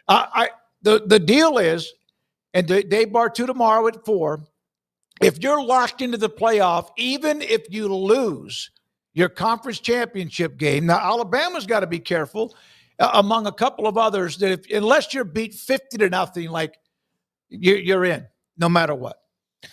Unless you're the ACC and Duke wins, and then all bets are off on that. Yeah, but I mean, I'd say 11-2, they are an at-large lock. Yeah, I don't think that they have any doubts about that. All right. Is Texas actually good, or now there was some discussion about this in the chat room that this was like a double probation negative against that set this up for UT. Is Texas actually good, or is A&M secretly suck? Okay, so Andrew and I had this discussion earlier, and this is the naivete of youth here. A&M is very good. This is the actual best team they've had in a very long time. Have they been tested to the level that maybe some of these other teams have? No, maybe not until last Friday night. But they match up with pretty much everybody in the playoff. I don't think they can win the thing. I think they've got some glaring weaknesses, but I think they can win a game or two in the playoff with the right matchup. I think there are teams that are better. And I don't even think that that game was a microcosm of who was good and who was bad. Texas had a great night. Like Shahan said earlier, Texas has all these moments that strung together a 9-3 season, but they're all together. And A&M, like they're they're really, really good. And I know by comparison's sake, this is a fantastic team, but does that mean that they're going to win in the national title? No. But also as a rivalry game against a team that has historically owned them. Yeah. And they blanked the bed in the second half, and Texas is the one that put them in their place with a really solid second half. And my God, Paxton, who has been in the chat throughout the day talking about odds changing, are they going to make it? We're going to figure it out tonight. If you're not pretty good shape after tonight, you're not getting in no matter what happens in the conference championship game, but we will see. Dave Bartu tomorrow to follow it up with us at 4. Thank you, Brandon Rowe. Thank you, Garrett Ross. And also thank you to the demon himself with a couple of our questions and Andrew Valade today. Can I put Pax at ease really quick? Just really quick. Yeah. Don't expect anything good. You're not going to like what you hear. No, he is so locked into it. And I love his passion. Thank you, Craig. Thank you, Paul. Thank you to our chat at YouTube. Also, those of you on Twitter at 365 Sports YT, we'll have a lot of this content up on our channel, 365 Sports YouTube. I'm David Smoak. Good night.